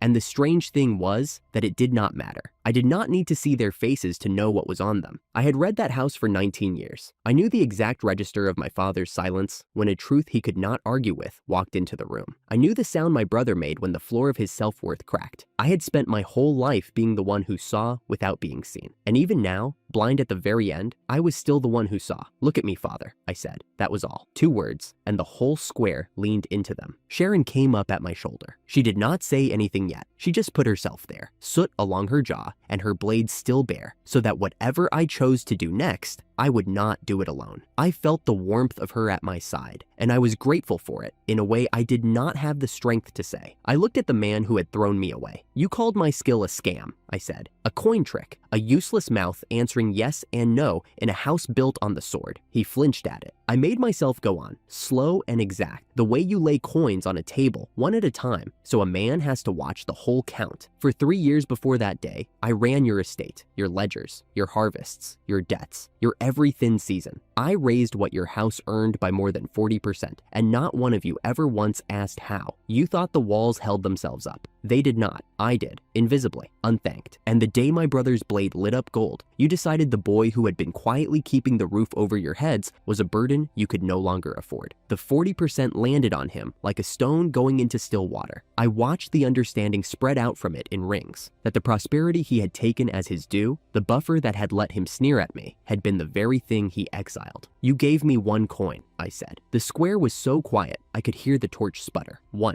A single silver coin dropped at my feet, and you called it preparation money. I held it in my palm on the carriage out, and I did the arithmetic, because arithmetic was the only thing you ever left me. A coin like that buys a week of bread if a man is careful. Nothing at all if he isn't. You thought you were throwing away a burden. You were throwing away the only person who could have saved you. My father's legs went out from under him. Not theatrically, just a slow, helpless folding. A proud man's body refusing to hold a truth his pride could not. He knelt in the dust of the square, and the words that came out of him were not for show and not for mercy. He named it himself in a low, ruined voice, that he had thrown away the one who could have saved them, and that he had done it with his own mouth. He said he had no right to ask me for anything, and that he was, nonetheless, entirely at my mercy now. I had waited 3 years to hear my father admit he was wrong. I had thought it would taste like winning. It tasted like nothing at all. It was just true. There is a thing nobody tells you about being right when it costs you everything. You imagine, on the cold nights, that vindication will arrive like warmth, that the moment the people who broke you finally understand, something in you will unclench and be whole. It does not work that way. Watching my father kneel in the dust did not give me back the 3 years. It did not give me back the boy on the carriage who had to teach himself not to cry where the driver could hear. The damage was already done, years ago, with 1 coin. All his kneeling did now was move the weight of it off of me and onto him, where it had belonged the whole time. That is not joy. It is just the correct distribution of a debt. Then I turned what was left of my eyes on my brother, and this was the one I had been carrying the longest. Tonight, I said, your sword guarded my life. He went very still. You stood on a wall and you held a line, and your sword saint turned a fight that was bending the wrong way. The strongest blade in the kingdom, finally winning a battle instead of a duel, and you did not even know whose life you were saving. I let that sit. Then I gave him the rest of it, because he had earned every inch of the rest of it. 3 years ago, you sent men to kill me on a road. You gave the order yourself. They were supposed to leave me in a ditch, and you were supposed to come home the only son. I remember every step of that road. I remember the cold. I remember knowing with absolute certainty that the answer to whether they meant to do it was yes. My brother broke. I have spent a long time deciding how to describe it without making it ugly, and the truest thing I can say is this. Everything he had built himself out of came apart at once. The golden sun, the undisputed heir, the blade that was the strongest thing in any room. He had spent his whole life being the sword, and he had just learned that the sword was never the point, that across every battlefield where his glory had quietly curdled into defeat, the thing beating him had been the mind of the brother he ordered murdered, and that tonight, blind and bleeding, that same brother had reached out and used him like a tool, and saved his whole house with his own discarded hands. He said the blade had been the strongest in the kingdom, and it had never once mattered against me. He said it the way a man says the thing he is most afraid is true. He had tried to take my life on that road, and tonight he had bled to keep it. Both of those were now things he had to carry inside the same body for the rest of his. I did not enjoy it. I want that on the record. I had imagined I would. I had imagined, on the worst nights, that watching my brother understand would be the sweetest thing in my life. It was not sweet. It was just the truth finally being where it belonged, out in the open, in the light, between the two of us, instead of buried in a ditch on a road 3 years gone. Here is the irony I had been holding all night, the one I had not let myself feel until exactly this moment. My brother's blade was a gift from the heavens, a skill out of legend. The whole kingdom called him Sword Saint and meant it, and mine was a voice that only ever answered yes or no,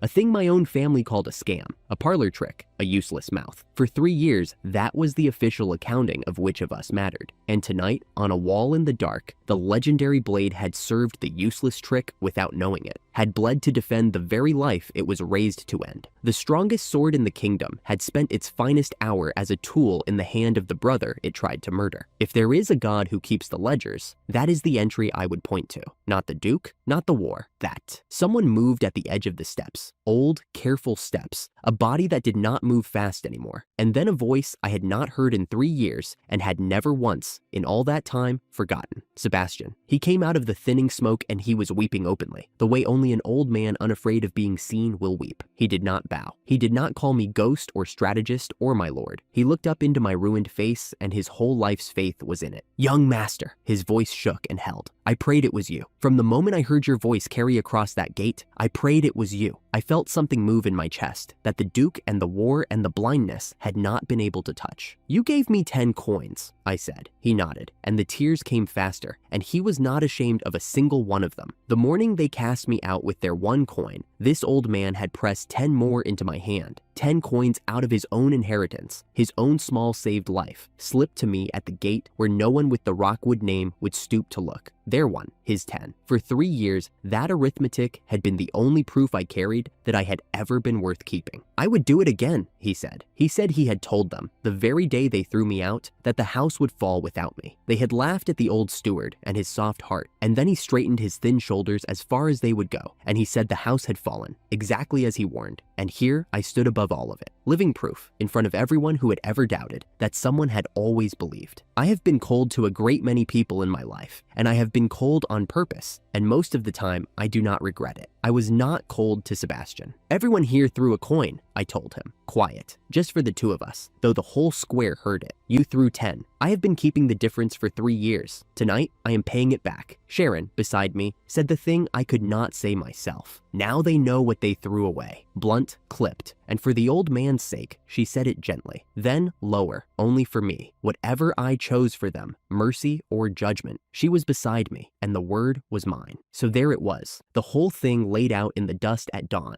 my father kneeling, my brother hollowed out beside him, the Duke who would have devoured them broken behind me, and every soul in that square, the petitioners and the soldiers and the great frightened house of Rockwood, waiting on one word from a blind man they had once thrown out with a single coin. It would have been so easy to kill them. The law would have allowed it. The empire would have looked the other way. The strategist who broke the Duke could spend 2 lives, and no one would so much as raise a brow. In the source of every bitter story I had told myself on the road, that is exactly how it ends. The wronged man takes everything back in blood, and the curtain falls red. I felt Dustin come up on my other side, dust-caked and nervous and proud, and Eve at the steps where she had held the door, and Sharon at my shoulder, and old Sebastian below, and I understood, standing among the people I had chosen, exactly why I was not going to do it. I will not kill you, I said. The words went out flat over the square, and I felt the family flinch harder at mercy than they would have at a blade. If I killed you, I would be exactly what you decided I was, a thing that solves its problems by erasing them. The man you threw away because his answer to the family's prosperity, once, long ago, was a simple, honest no. I let the breath out slow. I am not going to become the proof you were right about me, so you will live. I turned my face toward my father, toward the place where I knew he knelt. You will live with all of it. The 40% you never thanked me for, the coin you measured my worth in, the road you sent my brother to leave me dead on. Every remaining day, you will wake up knowing the son you called useless is the one holding your house up, and that he chose to let you keep it. That is my judgment. It is heavier than dying, and I mean it to be. I meant every word of it, and I had thought about it for longer than they would ever know. Death is an exit. I had said as much to the Duke an hour before, when I let him live in his ruin instead of buying him the clean escape of an ending. The same logic held for my father and my brother, only more so. If I killed them, the story would close, and they would be free of it, and the kingdom would tell it as a tragedy where everyone paid the same price in the end. I did not want them free of it. I wanted them awake inside it. I wanted my father to lift a ledger some gray morning years from now and feel the 40% in his hands like a wound. I wanted my brother to draw his famous sword and remember, the one night it mattered was the night it served the man he wronged. Mercy, made of the right materials, is the heaviest sentence there is. My father bowed his head all the way to the dust. He said I could have ended them, and I had chosen to make them carry it instead. He said I was more than he had ever been, and that he saw it now, too late. The words coming out of him, like something being set down that he would never be allowed to pick back up. My brother lifted his face, the sword saint looking up. He said his sword had never been the strongest thing in this story, that I had been,